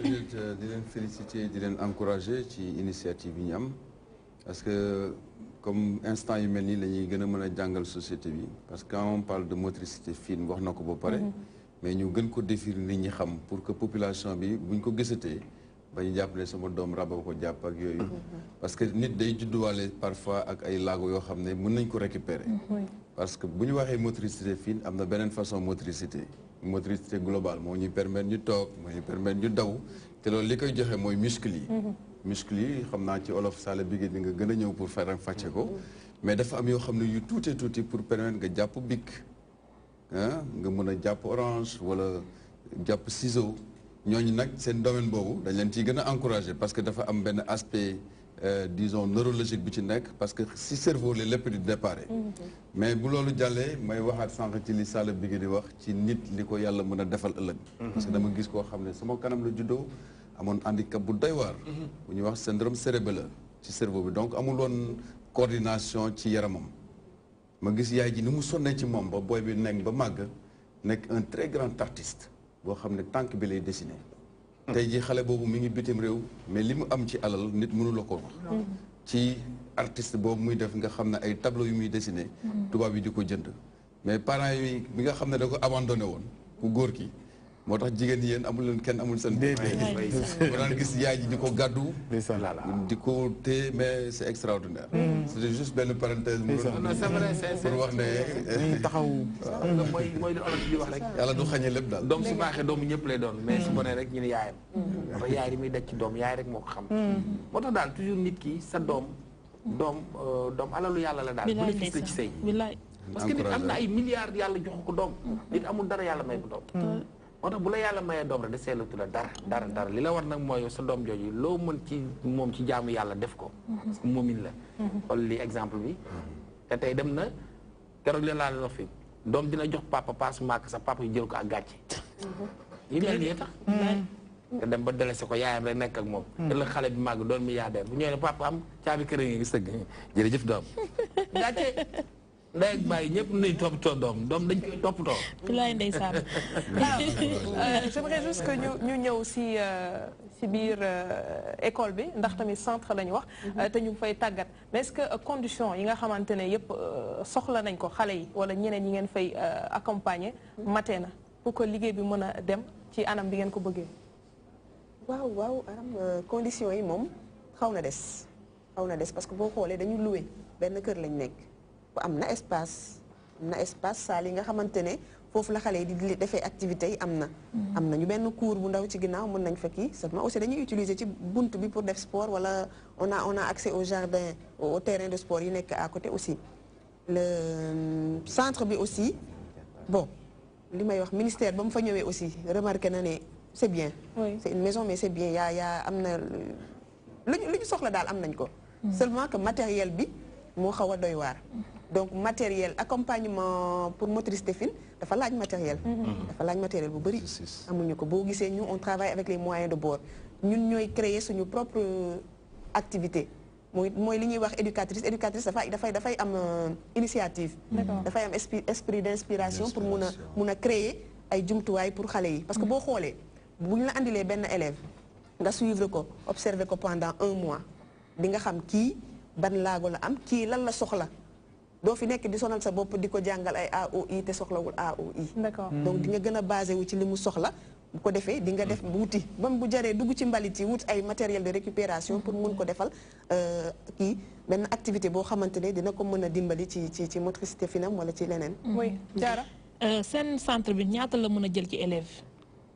bon chaque on a ñun trois salles lañ am salle bu nekk mën na jël ba 25 élèves. Seulement que man li may craindre mooy bu ñu jëlee loolu yëpp aussi comme récréation bu amee dina am benn kii voilà donc on est en train de voir pour xool nu ñuy def ba jëlaat ci kaw te ci kaw aussi c'est pas prudent ak ñu am déficience. mais yéeg-beeg wàcc bi voilà voilà mais aussi outil de travail yi ñuy soxla parce que sànq ne nga massage mais aussi ak yeneen outil de travail yoo xam ni peut-être bon les bonnes volontés buñ la déggee dinañ mën a xam nan lañ ci mën a jaar aussi loolu daf ciy am solo parce que bu ñu xamul man tey bu ma xamul outil de travail bi ma leen mën a dimbalee te peut-être mën na am sa xarit bu ko am à l'extérieur war ma ko mën a baaxee war ko mën a ñëw indi pour ngeen wax outil de travail yooyu ngeen di soxla dina am solo donc sànq am na benn image bu jàll li ma wax ne dañuy for mooy pipette yi ñuy jël gis nga loolu dañuy jël pour activité dañuy soxla aussi des ballons ay ballons motricité am na ay ballons n'importe quel ballon mais am na ay ballons yoo xamante ne soit day am ay affaire ci biir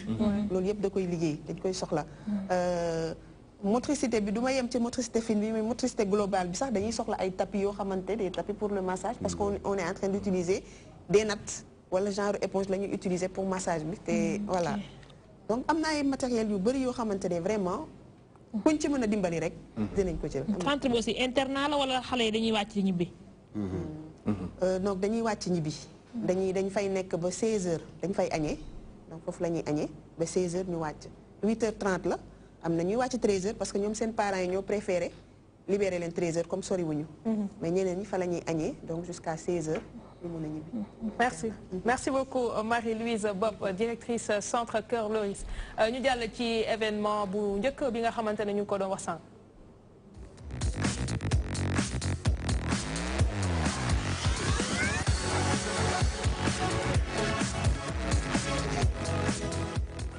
Ibrahima Silla, le président des leaders d'Afrique, n'est que jeune entrepreneur. L'Afrique, nous voulons, en action, promeut le sport et les études. Effectivement, je vous remercie d'abord de votre question et de l'invitation. Comme ni ñu ko waxee rek àdduna xale bi boo ko tàggatee si ndaw teer ka leeral bu mu nekkee mag doo sonn te dama kontaan ci émission bi ndax li ñuy wax yëpp dafa concerné ndaw yi ndax ñu ngi wax si ñuy motoriste fine ñu ngi wax si maalu paludisme docteur du ma bàyyi ma wax loo xam ne du dul dëggal ñi mu gën a laal mooy ndaw ñi yàlla dafa dogal ñun événement bi ñu jëm te yàlla dafa dogal si loolu la ñuy dox mais dafa tombé bii di ñëw le 28 la. D'accord. ñu ngi dox si wàllum éducation à sport. mooy samedi incha allah à Wakam kon ni ñu ko waxee sànq suma père Sall Dige wax na ko jaamu yàlla yi bëri nay façon parce que yàlla wax na si diine man kaana lillahi kaana laahu lahu ku nekkal yàlla yàlla nekkal ka nekkal yàlla weesul di dox si jàmmi nit ñi boo doxee si jàmmi nit ñi mu dox sa jàmm yow. am na ñoo xam ne ñu ngi dox seen jàmm wér-gu-yaram kon docteur si wàllum paludisme am na ñoo xam ne ñu ngi dox seen jàmm nekkin xale bi ni ko yàlla mooñee des fois mu am parce que yàlla xi nattoom donc ñu ngi leen tàggat ñun tamit ñu ngi dox si wàllum njàng bëri nay façon am na jàng académique ak jàng métier mais yàlla dafa boole tamit ñu boole si maanaam sport bëri nay façon am na sport intellectuel mën nañu wax li ñu naan Scrabble mën nañu wax li ñu naan slam du ma bàyyi artiste bi du ma bàyyi parce que bu ñu la joxee moo boobu war nga ko lan riime donc yaa ngi tàggat sa xel donc sport bëri na façon du daw rek du football rek du basket rek donc loolu nag yàlla dafa dogal la ñuy organiser ay panel partout nag dans le monde bien vrai que bii dafa tombé Wakaam lay doon mais reste Wakaam si ñu koy defee si la maison des cultures urbaines de Wakaam yàlla ñu si doon ñu ngi àndaax mouvement bu ñu naan citoyen pour le développement de Wakaam kii président mooy Khalifa Diouf aussi di si àndaax équipe nationale te important ñu wax ko équipe nationale beach soccer parce que loolu honneur la donc ñu ngi leen si remercier si loolu pour ne àdduna kon ni ma la koy c'est une question de complémentarité afin d'acquérir tout le bonheur que nous réserve l'avenir et l'avenir c'est la jeunesse. panel bi nga wax ñan ñooy participants yi. comme ni ma la ko waxee tout à l'heure mooy la jeunesse de Wakam ndax dañuy seeti ku nekk sa gox yàlla dogal ñun comme on le dit sànq tout à l'heure maa ngi gis ñu mu ne les présidents des jeunes leaders bu mu la jaaxal parce que quand on dit le maa ngi ñëw man moom bu ma yàqamte waaw xam naa incha allah nañ si dugg mais juste pour wax ne panel bi ñi ko organisé mooy jeunesse Wakam ñu ànd see benn mouvement citoyen bu tudd engagement pour le développement de Wakam président muy Khalifa Diouf ànd see kon équipe nationale bu beach soccer di remercier coach bi Ngala Sylla ak président bi mooy tonton Sita. La finalité c'est quoi? La finalité kon ni ma la ko waxee sensibiliser xale yi comme on le dit nous devons prendre notre temps sur des choses utiles et non pas sur des choses futiles donc xale bi bu xamee ne bu mu nekkee xale dafa war a dox si luy jariñ donc bu nekkee mag day yomb.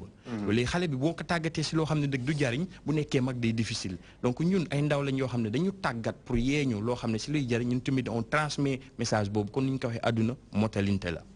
Les jeunes leaders de l'Afrique. nga ne yaa leen jiite. waaw loolu bu mu la jaaxal. parce que man bi man jeune leader yi nekk sa xarit. au fait loolu bu mu la jaaxal ba mu permettre rek naa la répondre ci question boobu man bi ma juddoo la ma suma papa def président.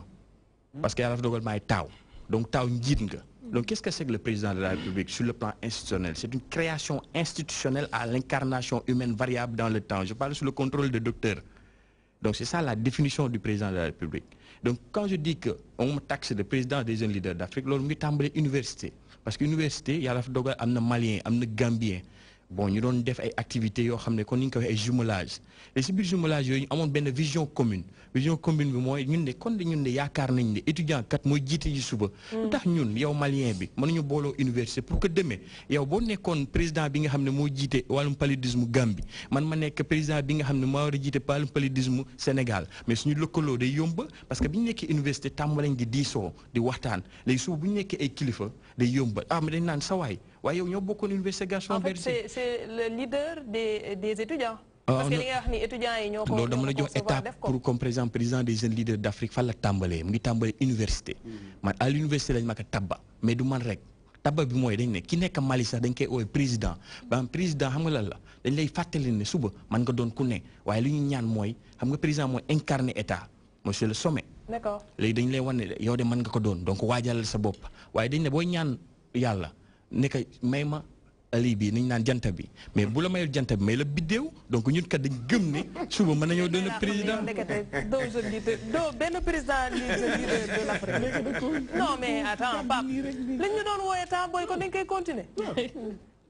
am jox exemple en fait am gis ne da ngay nekk xale da ngay nekk xale li xew léegi tendance bi da ngay nekk xale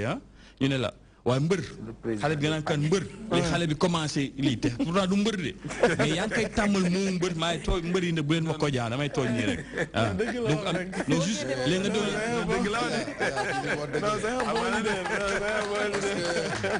man ki ma njëkk a woowee docteur j'avais 5 ans 6 ans mu gis ma yore ay bant bale dajale xale yi naan dama leen di piqûre mu woowee ma docteur donc je comprends un peu moom philosophie bi muy waxee et ça day am looy nit ki lu muy gëm ñaax la ba pare di ci dox ambition voilà c'est ça félicitations oui Ibrahima alors vous nous donnez l'heure pour ñu xam panel boobu waaw inchallah panel bi mu ngi am comme ni nga ko waxee la maison des cultures urbaines de Ouakam inchallah le 28 dimanche la du samedi dimanche inchallah mu ngi am 10 heures lay tàmbali inchallah man mi toog ma modeste personne maa koy animé mais du question ne ma ëpp xam-xam yeneen leaders yi mais ñu dañ gëm ne àdduna du ñëpp a mën a dooni imam bu ñu duggee si jàkka yi pourtant ñu ñëpp jàng nañ diine il faut ñu jiital ñu tàmm kon leaders yi di tàmm di kii moo jiite comme ni nga ko waxee non leader la mooy d'accord non leader nga juste rek damay préciser le président des pas leaders bi wallahi machallah donc comme ni nga ko waxee en fait panel bi ñu ngi siy invité ñëpp ñu ngi siy invité ñëpp te di ko wax ne ñun ay ndaw lañ mais damay fàttali benn mbir benn bindkat bu mu waxoon benn bindkat anglais mu ne hey young boy never stop dreaming do what you have to do and let happen what will mu ne hey young boy never stop fighting do what you have to do and let happen what will mu ne ko hey young boy never stop studying do what you have to do and let happen what will si tënk si olof mu ne hey yow ndaw li bul jug di gént ndax loo gént suba mën nga kaa gis mu ne hey ndaw li loo gént bul jug di jàng ndax loo gént te jàngoo waajal sa bopp suba li nga gént doo ko mën a jëfee mu ne ndaw li waaye bul fàtte di liggéey di ñafe mooy fighting mais ñafe lan positivement. D'accord. Merci beaucoup Ibrahima Silla, jeune entrepreneur. On passe à la deuxième bi nga xamante ne rek maa ngi ko doon wax sànq mu di Fatou Samb nekk danseuse et prof de danse également ñi waajal journée mondiale de la danse kañ la lan lañ ci mën xaar ci wàllu activité wala programme. Les journées bi ñuy waajal muy journée mondiale de la danse liñ ci mën a xaar bari na parce que journée bi doon na loo xamante ne chaque année dañ koy féete dafa am datam muy le 29 avril. D'accord. Journée bi nag man dafa am plateau boo xamante ne maa ngi koy def Grand Dakar plateau bi nag dama ci rendre hommage Pa Doudou Ndiaye Rose mi nga xamante ne def na lu bari ci culture bi yóbbu na culture yu Sénégal foo xamante ne jéggi na dayo daal ma ni c'est normal que ñuy def journée mondiale de la danse plateau bi may defee Grand Dakar ma rendre ko ci hommage ne plateau bi maa ngi koy def en partenariat avec le ministère de la culture ak la commune de Grand Dakar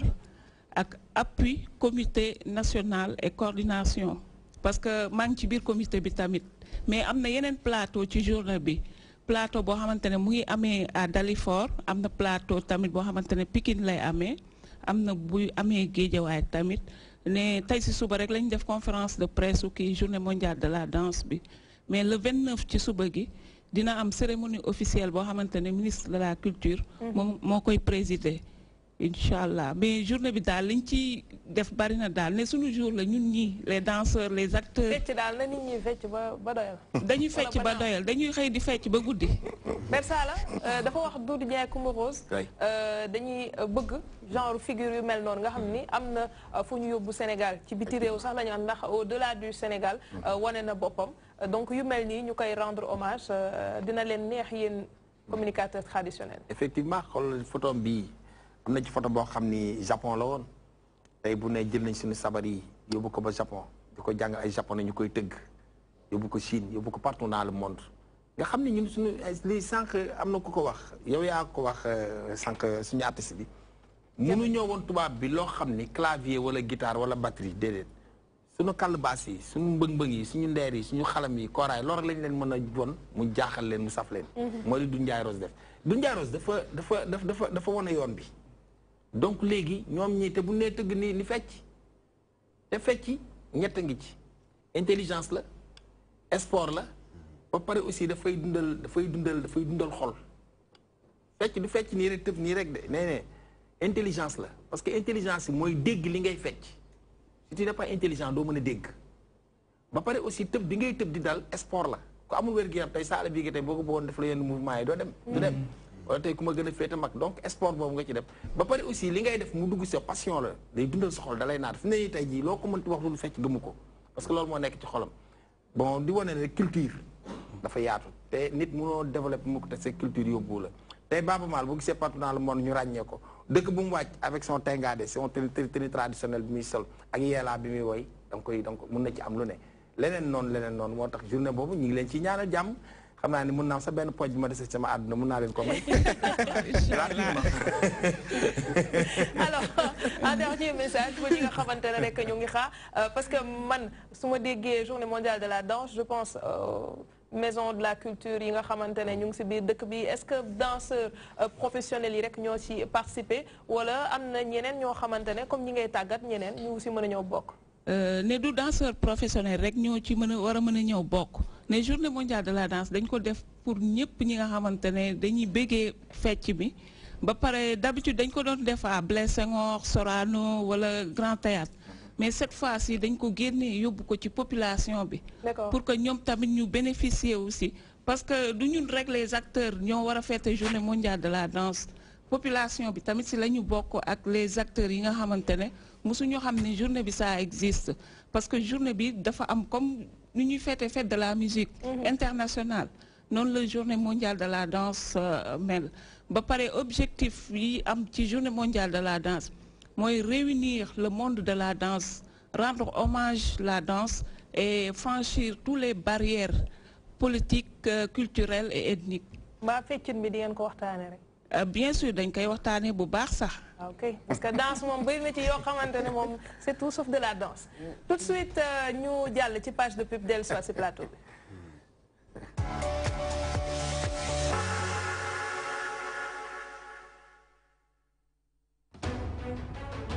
Depuis sa création en 2004, Reprosystème, leader dans son domaine, ne cesse de redoubler de créativité et de professionnalisme pour satisfaire sa clientèle. Pour mieux faire face aux exigences de ses clients, Reprosystème s'est doté d'un grand atelier de sérigraphie à l'ancienne piste avec des équipements de dernière génération à grande capacité de production. 4 machines automatiques de marque MNR Sportsman, dont 2 de 6 couleurs d'une capacité de 500 t-shirts par heure et 2 de 8 couleurs avec une capacité de 600 t-shirts par heure. 3 tunnels de séchage et un groupe électrogène de 60 kVA pour faire face aux éventuelles coupures de courant pouvant entraîner des retards de livraison. ReproSystem a également mis en place une unité de production numérique à Westphare équipée d'une machine UV 3,20 m de marque Annapurna, d'une capacité de production de 100 m² à l'heure, d'une machine UV Flatbed 2,50 m, capable d'imprimer sur tout support PVC, plexiglas, verre, etc. et de 5 machines roulantes de 1,60 m. Référence dans le domaine de la broderie, ReproSystem a inauguré en 2014 son atelier de broderie avec 2 machines de 6 têtes de marque Tajima capables de broder jusqu'à 15 couleurs. Ainsi, pour une utilisation efficiente de ces équipements, l'entreprise s'est efforcée de trouver un personnel jeune, dynamique, ayant une solide expérience professionnelle pour une meilleure satisfaction totale de sa clientèle au Sénégal et en Afrique. Pour tous vos besoins en support de communication, sérigraphie, reprographie, confection de gadgets, impression numérique, ReproSystem vous garantit la qualité, la durabilité, le prix et le respect des délais de livraison. Chez ReproSystem, nous vous offrons la meilleure qualité en un temps record.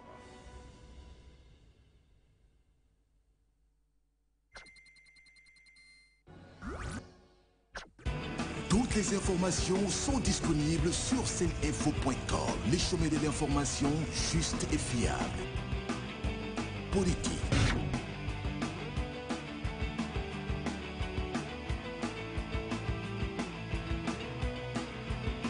Vidéo.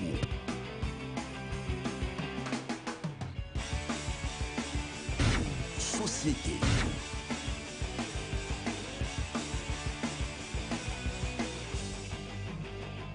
Sport. People. Culture. N'oubliez pas de télécharger l'application seninfo.com, le chemin de l'information, juste et fiable. Du nouveau à Exclave Télécom avec les décodeurs TNT. 2 nouveaux modèles d'antenne TNT de marque Televès. Antenne TNT Edge à 10 000 francs avec 10 dBi de gain. Antenne TNT V Zenith à 15 000 francs avec 15 dBi de gain. Fabriqué en aluminium inoxydable pour une longue durabilité et en plastique ABS pour une grande résistance face aux intempéries. Robuste et légère avec un gain de 10 à 15 dBi. Système de montage rapide et solide. Sous système de fixation en mat fabriqué en Zamac apporte avec grande robustesse et stabilité face aux conditions climatiques défavorables. Conception et fabrication réalisées en Europe et soumises à de stricts contrôles de qualité. De plus, pour la réception UHF, elle intègre un système de filtre qui bloque les interférences sans perturber la pleine réception du signal. Avec les 2 nouveaux modèles d'antenne TNT de marque Televès, vivez encore et toujours le meilleur du numérique.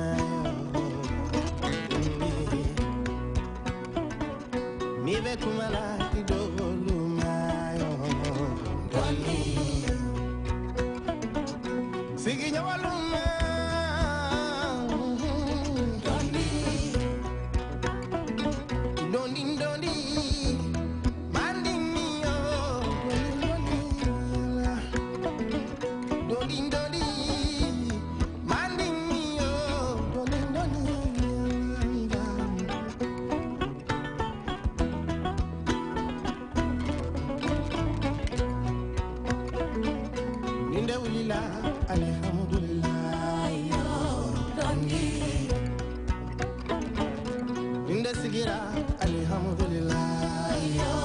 doni doni doni mandi yo na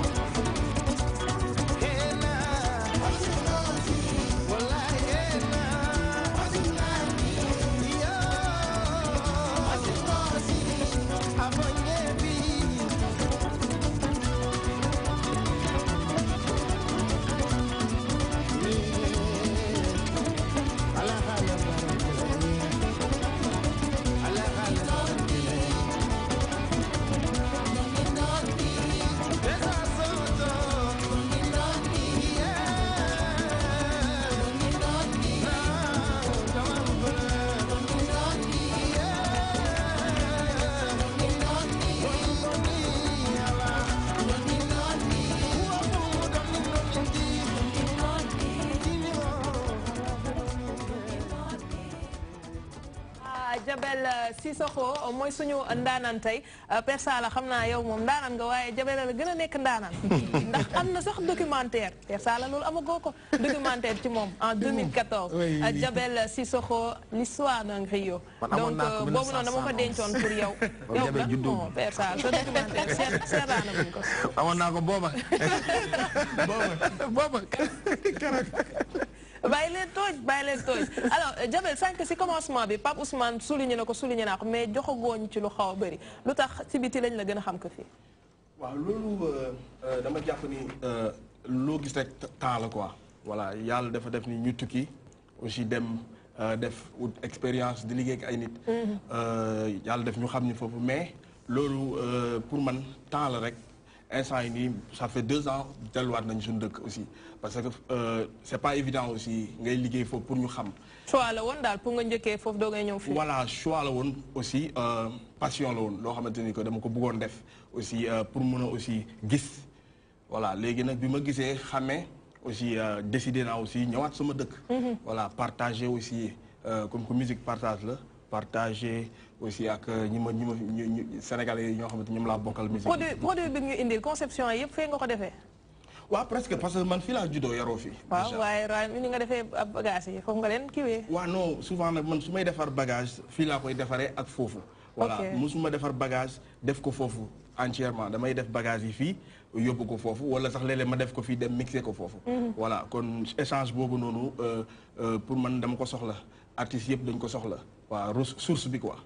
ci documentaire bi ma doon wax sànq mosalal Père Sala rek tuuti ci li nga xamante ne moo indi documentaire boobu li tax ñu tourné ko. waaw documentaire boobu li ko indi mooy dafa amoon ay espagnol yu ñëwoon Angleterre di gis ma fay liggéeyee aussi parce que man Angleterre dama fa basé woon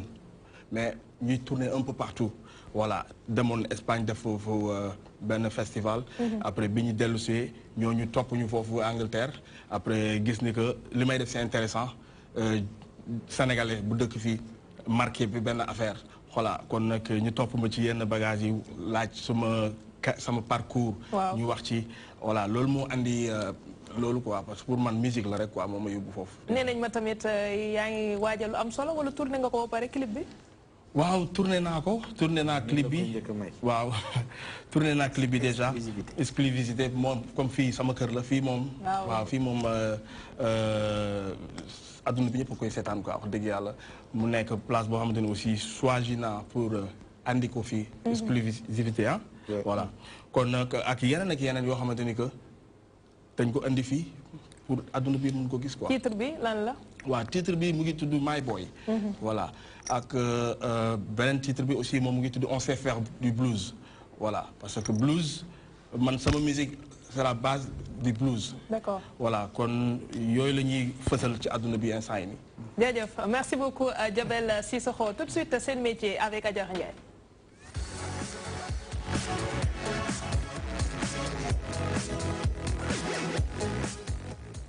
Adjara, le boulanger, tout est dans le mélange. Tout est dans le mélange xam nga arab dañuy lekk mburu chaque jour saa ñu xëyee ñu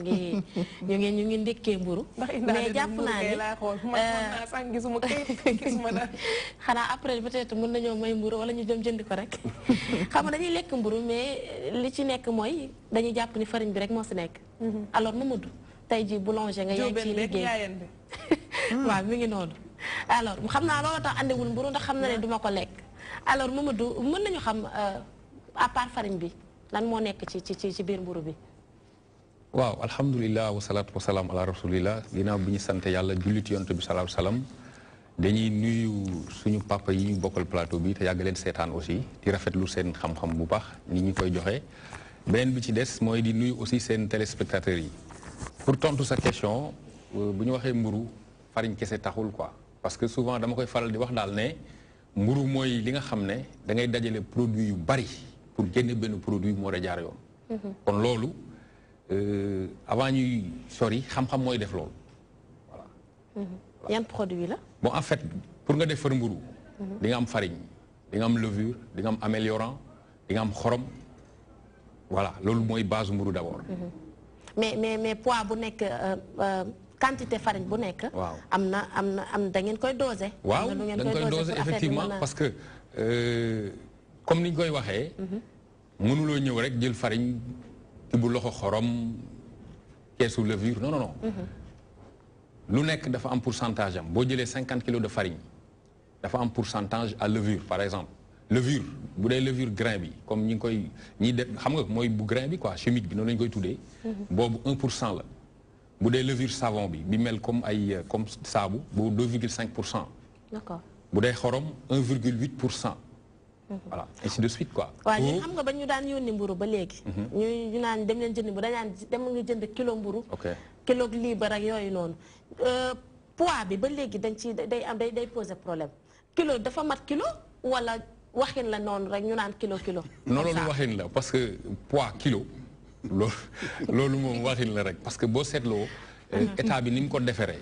baguette yi ñuy jënd ci bitig yi ñi ngeen di jëndee par exemple 150 francs kooku 190 grammes cuit la cuit 190 grammes léegi pour mu nekk pat déjà xam nga pat ngay defar pour mën a lakk léegi boo bëggee am 190 grammes cuit il faut nga peser paton bu 250 grammes léegi bu ñoree mooy nekk 190 grammes kon léegi daal mën nañu bàyyi naan kilo laa jënd wala naa jënd miche. voilà miche bu yem baguette mënu nekk kilo.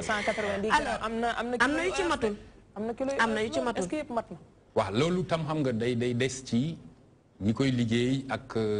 patron boulangerie yi ak aussi benn côté état bi parce que ñoom mënuñu taf ci boulangerie bu nekk ne 190 grammes temps 120 grammes temps 65 grammes temps léegi ñoom ñoo war a contrôler parce que am na patron yoo xam ne ñoom bon. ñëpp yamuñu daal mais am na ñoo xam ne moom patron yi seen bopp ñoom ñooy ñëw boo lakkee pain bi ba pare patron yi seen bopp ñooy ñëw. changé ko wala wàññi ko peser ko xool est-ce que liñ la wax nga def ou pas. d'accord soo ko deful ñoom dañ lay sanctionné. très bien mais du ñëpp ñooy def loolu aussi. xëy na peut-être ñëpp amuñu jot boobu mais dañuy ñëw ci li nga xam ne dafa am solo lool ndax loo xamante ni dañ koy lekk te sénégalais li ñu koy consommer dafa bëri lool hygiène bi da ciy am solo. te am na ñoo xamante ni peut-être ni ñuy nekkee ci four bi xam nga day tàng. des fois booy defar ak yooyu noonu di nga ñaq di nga def lii est-ce que di ngeen bàyyi xel bu baax ci hygiène boobu xam ne lii da ngeen koy joxe ay doomu aadama ñu koy lekk. waaw xam nga tey métier bu mu mën a doon quoi lenn daf ci baax quoi yow mi koy def nga avoir le sens aimer le métier d'abord. ak les responsabilités yi gàllu ci biir. li koy def tam lenn bokk na ci mooy boo xoolee Sénégal amuñu école de formation amuñu par exemple comment dire école de formation yu bareegu fii. léegi nii sax am na yuy commencé di ñëw. mais métier la boo xam ne état bi dañ ko bàyyi noonu da nga daan nekk xale réussiroo ci jàng wala dara ñu ne demal duggi boulanger noonu kese. parce que bari na tey li ma la expliqué fii nii ay boulanger yoo koy laaj ñu ko wax. li ko def nag du seen faute ñoom noonu lañ ko jàngee. pour dëggal la loolu instant bii may wax ak yow. amagul benn diplôme boo xam ne état Sénégal reconnaître na ko muy certificat de spécialité wala CAP ci métier boulanger. loolu rôle kan la parce que loolu moo ko def léegi nag ñoom comme gis nañ école de formation yi ñu ngi commencé di dugg ñu xam ne kon après day refléter ci ñoom fan yi may wax ak yéen ñi ngi bind benn référentiel de métier boo xam ne certificat de spécialité la ak CAP ñi ngi koy bind pour ki nga xam ne génn na ci école bi avec tous les critères ñu mën ko jox diplôme am moom bu boobaa dina xam règle d'hygiène yi HHE tout léegi li mu wax dafa am solo ni ñu waxtaanee loo xam ne Touré dinañ ci bëgg loolu mburu ndeysaan maire Nice sa Mboro moo ñu ko daan jaay maa ngi koy bëgg bu baax waaye sunu maire bu baax boo ne maire Nice Mboro rek ñëpp xam na ko dañ daan jaay mburu mais dafa am lu ajara laal sànq mu wax ci hygiène bi ñàkk beeg loolu am na mais ne karaj mburu saala bi am loo daj loolu it am na ci réew mi waaw gis nañ bu yàggul dara yaakaar naa mburu boo xam dañ ci fekk bopp loolu wax dëgg neex yàlla loolu neexul ci lekk bi boobu benn li nga wax sans qualification su ma jumul waa ONFP ñoom ñooy liggéey ci classification yi ngay wax ngeen mën a am métier mais loolu est-ce que bu amee réellement dina am ñu bëri ñoo xam te ne chômage lañ jëm est-ce que xalaat ngeen loolu parce que souvent dafay am ñoo xam te ne accident rek xëy na dañu lamb fee baaxul ñu ne saraax ci biir fa ñuy defaree mburu rek ñu jox leen ñu tàmbali loolu assainissement boobu ci li ngeen di xeex plateforme yi amoon na assise bu ngeen defoon bu yàggul su ma jumul 2017 xaw ma 2017 est-ce que ci la ngeen jukki woon bokk na ci ponk yi fexe ba set milieu bi ba kenn du leen ci yëpp ngeen mën nag laaj seen droit bon pour avant loolu déjà fédération bi ci boppam lii ma expliqué nii nga xam ne ay manquement la ci yenn boulanger yi ñoom doon nañ def yàgg naa li may wax war na def ay 5 ans en partenariat avec ay professeurs am na koo xam ne Hendrik la tudd c'est un belge ren daaw 2018 bi am na keneen ku ñëw Amérique la jóge Jonathan ay professeurs lañ dañ leen di indi mettre leen en rapport ak yenn patron boulanger yi ñuy dem ci seen i boulangerie di former ouvrier boulanger yi nekk foofu yi nga xam ne ñoom amuñu notion ci yenn yeeg yooyu bokk na ci seen programme aussi fédération bi ñoom ak ONFP programme bu ñu war a def parce que ñoom defoon nañ benn concours année bii nii 2018 meilleur boulanger man bokkoon naa ci ñi demoon sillonné ci région Sénégal yi en tant que membre du jury mais ñoom dañuy gis ne carrément dafa des parce que boulanger boo xam ne dans la def naa 25 ans de métier nga posé ko benn question quel est le taux d'hydratation de 50 kilos de farine mu lay xool lii attention bu y a problème léegi ñoom ci lañ xam ne nag kon lii il faut ñu valoriser ko du faute boulanger yi encore parce que man mii da wax juste boulanger du seen faute ñoom parce que noonu lañ leen ko jàngalee ñu leen ko jàngale mooy 50 kilos farine da ngay def ñetti siwo ndox ñetti siwo glace voilà et puis bu ñu ko defee nga gis pain bi da nga naan c'est normal mais mburu xam-xam la aar la xam-xam la ni nit ki di jàngee am ay diplôme am ay CAPM ay BPM noonu am nañu am loolu fii te noonu lañ ko jàngee aussi docteur mburu voilà peut-être dama leen di féliciter pour déjà moom fu mu jeexalee mais ma wax leen ne aussi Sénégal ci fànn boobu la jëm dans tous les domaines parce que lu ñuy def lu ne ci xam-xam la parce que bu ñu nekkee dañuy aspirer vers l'émergence il faut que lu ñuy def lu ne ñu tënk ko ci xam-xam sànq ñi ngi doon expliquer accident bi ci ñàkk am xam-xam la ñoom itam li ñuy liggéey dafa war a tënku ci xam-xam boo gisee ñuy am choix yenn saa yi ci boulangerie yi da ngay xam ne ñi li ñuy def ci professionnalisme lañ ko teg parce que mburu yi dafa am différence maa ngi sama mbokk yi alpulaar yi yenn saa yi nga laal benn mburu nga xam ne bii moom ni ñu ko defaree jaaduwul ci beneen fànn bi ci wàllu hygiène xam nga yow yaa ngi wax ci biir structure bi ñu koy defaree mais ci transport bi vers les lieux de vente sànq dama xool sama téléphone ndax gisuma ko ci damaa jàpp koo xam ne comme li ma leen doon wax ni ñu war a comporter ñun ñëpp ci benn clando la dugal ay pain au lait mais dans des situations yoo xam ne boo ko gisee da nga naan lii est-ce que nit war na koo sañ a dugal ci fan vraiment fi nit ñi di teg seen tànk ci ginnaaw ci maal bi fépp la sànni mburu yi jël ko dugal ko ci boutique bi nekk ci bopp koñ bi sans état d'âme mu kii maa ngi toog di observer donc pour vous dire que y a des choses yoo xam ne du question sax jàng wala dara mais bon sens la ci saa si ma ne ko sëñ bi ni ngay def nii jaaduwul mais boo gisee ni ma répondre lu doy waar mais dama obligé ci saa si ma téye ko fa ne ko dinaa woo brigade d'hygiène ñu ñëw effectivement brigade d'hygiène dafa ñëw saisir ko ñu jël ko ma wax ko boutiquier bi mais quelques semaines après benn jour ma ñëwaat romb ko mais boo gisee ni mu ko conditionné dugal ko ci ay toiles et cetera mu ne ma grand merci soo xamul sa boulangerie dinaa ñëw ba foofu donc pour vous dire que yooyu yëpp dafa am solo pour que nit ñi quand même di góorgóorlu di def ay efforts bëgg am alal du tax tamit ngay def loo xam ne bu ëllëgee mën ngaa lor ay doomu aadama boo xam ne mën nga cee bañ a mucc. lu mel noonu xam naa dina yobbal seen liggéey. waaw ndax tamit munoo leen nekk fépp wala suivre ñi nga xam ne ñooy écouler seen produits yi ngeen di defar. dëgg la li mu wax ni dëgg la mais aussi toujours man damay delloo responsabilité bi ci propriétaire boulangerie yi parce que tey jii milieu bi dafa am ñoo xam ne dañuy am seen xaalis ñëw rek tijji benn boulangerie noonu. xamuñu lu xew. bokkul ak ki nga xam ne dafa xam métier bi jàng ko bëgg ko tijji boulangerie am. kooku yow booy liggéey ci moom il faut da ngay nekk ci règle yi par force parce que moom da lay suivre du jour au lendemain beneen bi ci des. yaa ngi doon wax affaire mburu bon déjà mburu kese boo xoolee programme fédération laay wax quoi incorporation céréale locale ñu ngi koy def parce que sànq moom docteur dafa wax ci jëm ci wàllu mburu ak yooyu parce que boo xoolee léegi bu jëkkoon mburu farine blanche kese la ñuy defar léegi da ngay gis am na mburu mboq dugub mboq cere foño mburu buy mburu bisap mburu bisaab mais ci loolu laa bëgg a ñëw yow est-ce que bu fekkee comme jafe-jafe yi ngeen di faral di am waaw mburu bisaab boobu waa xaaral mais loolu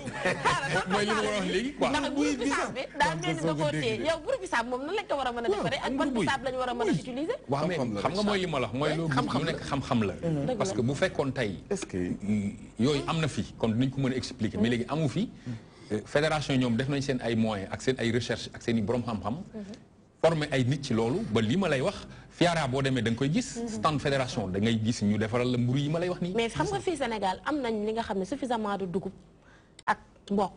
yenn saa yi li ngeen di am jafe-jafe wala li ngeen di fustiger tout le temps mooy ay farine bu yokk farine bu manqué yooyu noonu est-ce que du ngeen def le tout pour ngeen mën a gën a améliorer wala ngeen defar mburu boo xamante ni en base de mil lay doon wala de maïs imposé ko Sénégalais yi ba ñoom tamit ñu dem ba tàmm loolu mburu boobu gën a dàq sax mburu farine bi nga xam ne jafe-jafe yi dootu leen ko amati. waaw loolu xam-xam ngay wax nii sànq. waaw loolu ñu ngi ci mais xam nga dafa am lu am solo loo xam ne loolu borom bi subhanahu wa taala rek moo ko def ci blé.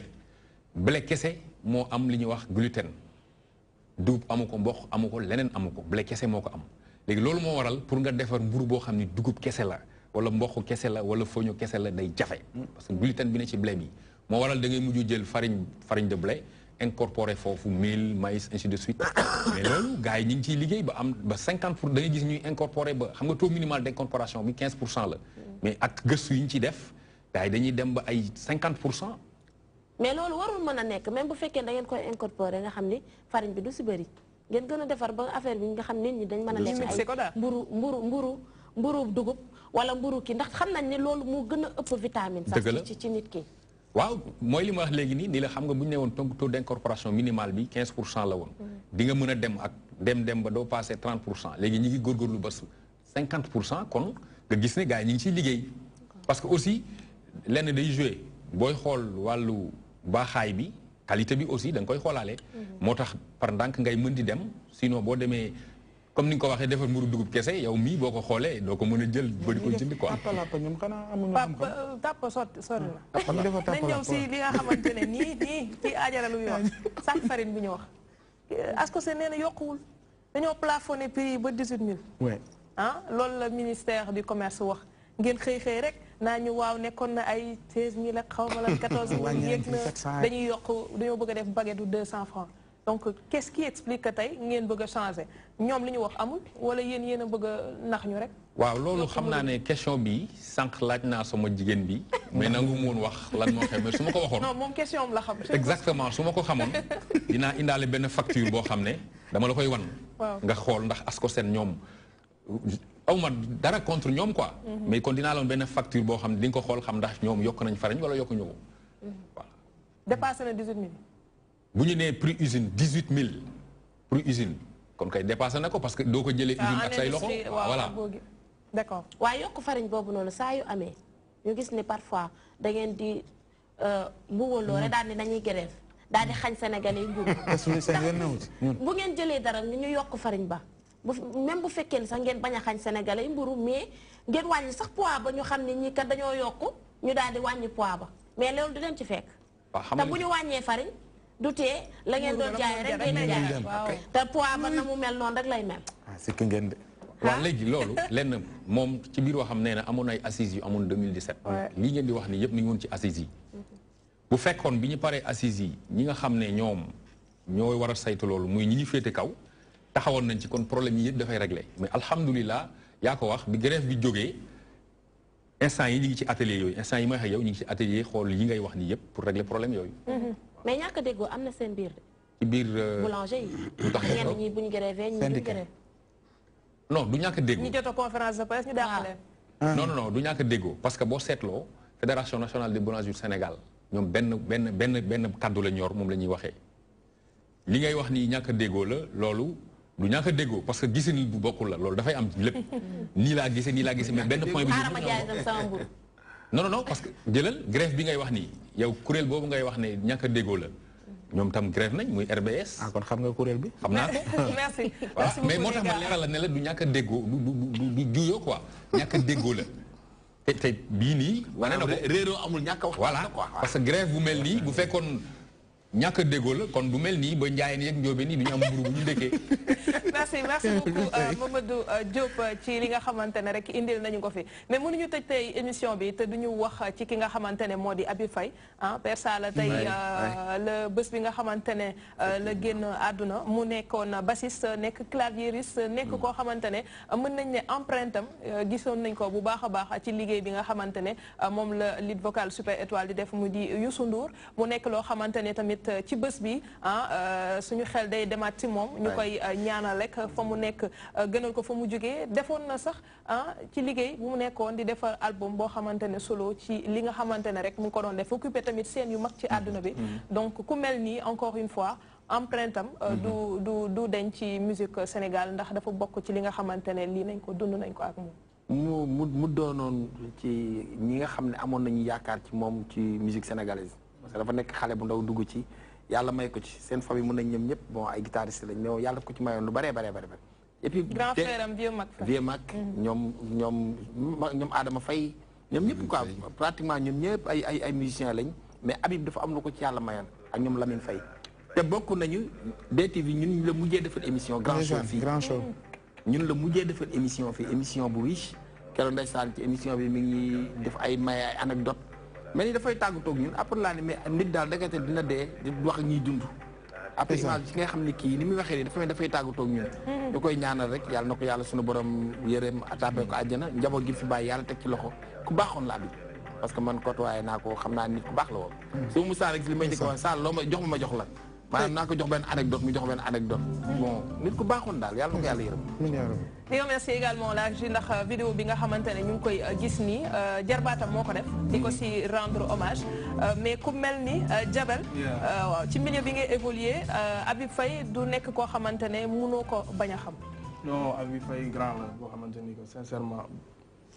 demam moom metti na Sénégal yëpp quoi wax dëgg yàlla di ko ñaanal rek sincèrement mais kenn mënu ko fàtte ci li mu def ci musique du Sénégal voilà c'est un grand arrangeur grand monsieur quoi wax dëgg yàlla man moom su may wax si waxu grand bi sax wax dëgg yàlla daf may touché parce que grand la boo xam ne daf ñu inspiré ñun ñëpp quoi wax dëgg yàlla man pratiquement sama xarit yu may joué ndoo européens yu bëri damay daje ñoom sax mais xam nañ ko quoi wax dëgg yàlla kon c'est une fierté xam nga mais ñun tamit mu nekk sénégalais wax dëgg yàlla li may ñaan rek mooy sénégalais yi ñu maanaam di ko fàttaliku voilà surtout musiciens yi di ko fàttaliku bu baax a baax ndaxte il a beaucoup fait pour la musique Sénégal quoi merci docteur bon xanaa ci anniversaire bi di ko ñaanal yàlla mu teeru ko ci àjjana yi gën a kaw yi man du ma nitu milieu bi mais li ma remarqué ci moom ak li ma jàppoon mooy yar gi ak teggin bu doy waar parce que souvent quand tu es dans le milieu artistique da ngay bëri ay mbir bon quand je vois Jabel par exemple le respect qu'il a discipliné donc loolu lay jàpp ci Habib musuma ko côtoyé nii mais loolu bokk na ci image yu des ci man ci Habib merci Pape Ousmane un dernier point avec docteur Sène alors sama xel bi Jean Ndoye mu ngi may wax nii waaw mais lu tax tubaab yi ñoom pali du leen dal mais bu fekkee fii ak 2024 bi ñu jëm nii Sibiru ñu ne faat nañ ko jeex na tàkk ci réew Sénégal nee na 35 waaw man maa ne xam nga dafa ne objectif wax nañ yéene bi mun na bañ a yegg foofu falaa sukkandiku bu fekkee ni yegg nañ ci 2024 bi mu jeex tàkk ci réew mi PNLP dañ koy soppi ngeen xeex leneen beneen xeetu feebar wala bu tey jii Sibiru bu jeexoon en 2024 ça ne veut pas dire que dañuy baisser les bras. parce que bu boobaa day fekk yeneen dëkk yi egguñu foofu. maanaam PNLP. programme national de lutte contre le paludisme. mais bu boobaa day nekk je sais pas ban ministre moo fi nekk mais ma vision personnelle mooy que ne bu boobaa day am benn système de contrôle bu ñu war a continuer. te feebar yi nga xam ne yow moo koy indi bari na mun nañu transformer ba la mu nekk programme national de lutte contre le paludisme ñu def ko programme national de lutte contre les maladies vectorielles. D'accord. Par exemple qui pourront gérer toutes les maladies toutes les feebar yi nga xam ne ay yooyu ñoo koy joxe parce que am na yeneen feebar muy dengue muy chikungunya am na yoo xam ne virus Zika yoo xam ne tey voilà yooyu yëpp mën na nekk loo xam ne bu boobaa dina nekk loo xam ne tey ji ministère de la santé mën na jël programme bi tey ji def ko programme boo xam ne yooyu yëpp lañ ciy boole mu jublu ci xeex feebar yi nga xam ne ay yoo ñoo koy joxe. Merci beaucoup docteur Doudou Sène di coordonnateur programme national de lutte contre le paludisme. Père Sala, avis du jour. gis nga avis du jour bi tey Modou Diop mii dafa ma inspiré lu doy waar. sànq bi may ñëw Père Sala Diop la sant nga sant Ndiaye. sant bu neex Diop. gis nga nit da ngay gis nit di liggéey jekki-jekki rek li muy liggéey alalam jëpp tàkk. gis nga dërëm bu lewul day lakk dërëm bu lew. nee na ci ñoom am na ci ñoo patron yoo xam ne dañuy ñëw di contrôler. di xool ndax li ñu la wax defal nga ko ci mburu mi ndax defoo ko ci. boo koy def ñu sanctionné la. kilifa yëpp ci liggéey yëpp domaine yëpp noonu la war a demee. gis nga nit ki boo ubbee sa dara di ci liggéey ay nit ñëw di ci daan sa doole yow d'abord xamal ni yow bàkkaar bi lu ci ëpp ci sa kaw lay tegu parce que yow yaa ubbi société bi. nit a ngi ciy def lu bon yow mi ko may opportunité ba ma kii yéenay partage yoo bàkkaar moo tax nit ki toujours lépp looy liggéey lu ay nit da nga koy saytu. parce que dërëm bu lewul dafay yàq million bu lew ci mburu mi nag benn paa njóobeen ñaari paa njóobeen dañu ànd. jóge tali bi mag di dem caaro yi kenn ki bokk na mburóom léeg-léeg mu waxtaan ak góor ba mu yàgg rek dagg lekk jeg-jeg ne ana maw campawaay départ daw di ko wëri xam nga lébu njóobeen la benn paa ba ca des dem naa ko saw campa yaa ko lekk ci yoon mu naa ko man kay maw campa daa wadd xanaa dellu di ko seet si beneen paa bi fekk doom ji di dagg mburu mi di ko xolli jël ñoo xëdd mu njëf ko mu xëdd ni ko aw campa des ko waas biir baw ñoom biti baw ñoom foo camp alaw suux bonne nuit. Merci beaucoup, Père Sala Bigué, pour avis du jour bi di remercier également toute l'équipe léegi-léegi xibaaru Maraxi ak Abdoulaye Ndiaye jaa ngeen jëf et on se donne rendez-vous demain inchallah à 17h.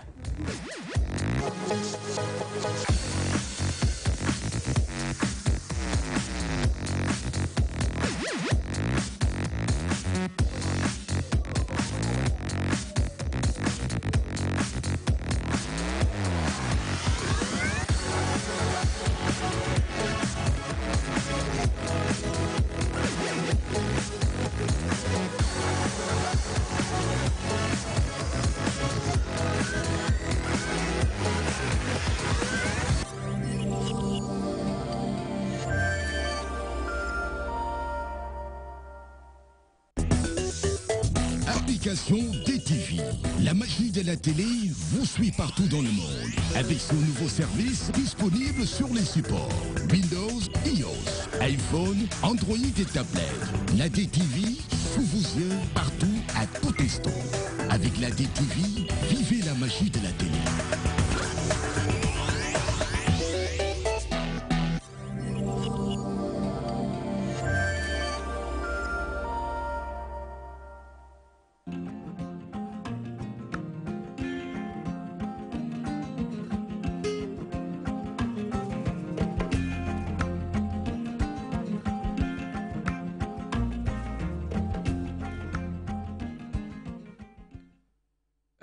ca marché Ndiarème jàpp ba marché jeudi ña nga ca diwaanu Géejawaay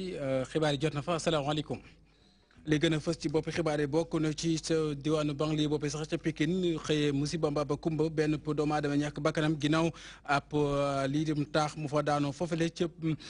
foofee ca rue 10 lu ni mel nag am ci fukki waxtu bi mu jotee élément yi sapeur pompier daal di wàcc ca bërëb ba ngir saytu mbir yee nu mu tëddee dañ ci dikk ci biir xibaar yi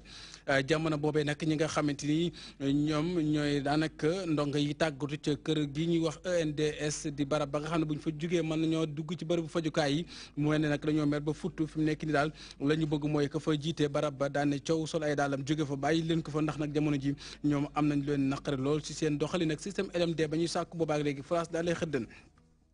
ci xibaar yi bokk na ci lu soxal li nga xam nag moom moo di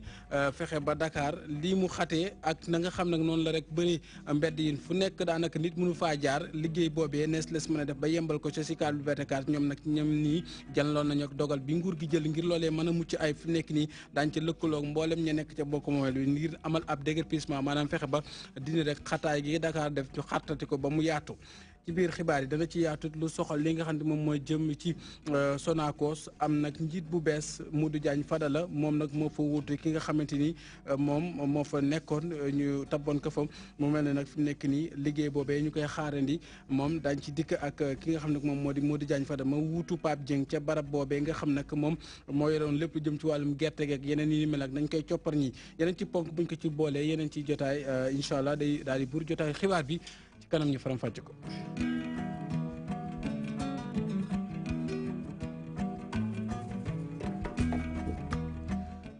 mbokk yi di leen nuyuwaat asalaamaaleykum wa rahmatullahi taala barakatu tey ji ñaar fukki fan ci weeru Chaban atum junneeg ñeent téeméer fan ak juróom-ñeent dëppoo ko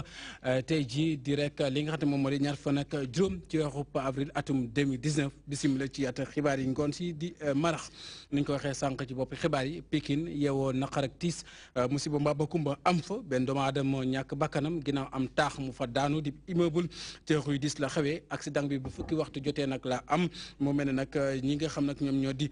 juróom-ñetti doomu aadama ñoo ca coincé woon maanaam tànc woon ca mbir moomee bañ fas yéene nag génne la leen ñi di élément ngi sapeur pompier ak police nag ñoom def seen kéemtalaay kàttan amal ca liggéey bu mucc ayib capitaine Yatma Dieng nag di woo ci askan wi ñu gën a nag am ak maanaam respect wala boog càmmonteeg anam yi nga xam nag moom la ñuy tabaxee wala noonu la ñuy dëkkee ñu teewlu ki nga xam nag moo di capitaine Yatma Dieng ay kàddoom ki nga xam nag moo di sunu naataango taataan na ko. sapeur pompier yu Pikine la ñu woo tey ci alxamis bi yamook ñaar fukki fan ak juróom ci weeru avril 2019 pour benn bâtiment boo nga xamante ni dafa daanu biñ ñuy woo 9h57 minutes moo jot bi ñuy yegg si fii nii 10h08 minutes moo jot bi ñu yegsee nag dañ gis ni dafa am benn néeg boo xamante ni toll na ci fukki mètre carré ak ñaar bu nekkoon ci deuxième étage yu benn bâtiment boo xamante ni R+3 la nga xamante ni dëkkuwaay la woon ñu nga xamante ni liñ ñu déclaré mooy juróom-ñetti nit ñoo nekkoon ci site bi di liggéey maanaam mu nekk juróom-ñaari maçon ak seen chef de chantier yàlla dogal am ci kenn ci ñoom koo xamante ni dafa ñàkk bakkanam bi ñu yegsee nag li ñu njëkk xalaat mooy dafa am benn kuréel bu ñuy wax sauvetage déblaiement bu sapeur pompier ñoom la ñu njëkk woo pour ñu may ñu mën a jël jumtuwaay yi nga xamante ni moo war a dëgëral bâtiment bi pour que sapeur pompier yi mën a engagé wu pour def liggéey bi nag bi ñu ko commencé yàlla dogal na réussir nañ ko ci fanweeri minute ak juróom-ñett li nga xamante ni nag moom lañ ci dolli mooy askan wi yëpp ñu ngi leen di woo ci maanaam wàllu sécurité maanaam wàllu fagaru surtout lu jëm ci bâtiment boo nga xamante ni dafa màggat ñu ne dañ koy daaneel. ci tur nag lieutenant-colonel Pape Ange Michel Diatta mi nga xamante ni moom moo yilif sapeur pompier yu Dakar yëpp ñu ngi jaalee famille bi nga xamante ni tey ñoom la seen doom ñàkk bakkanam. lu jëm ci bâtiment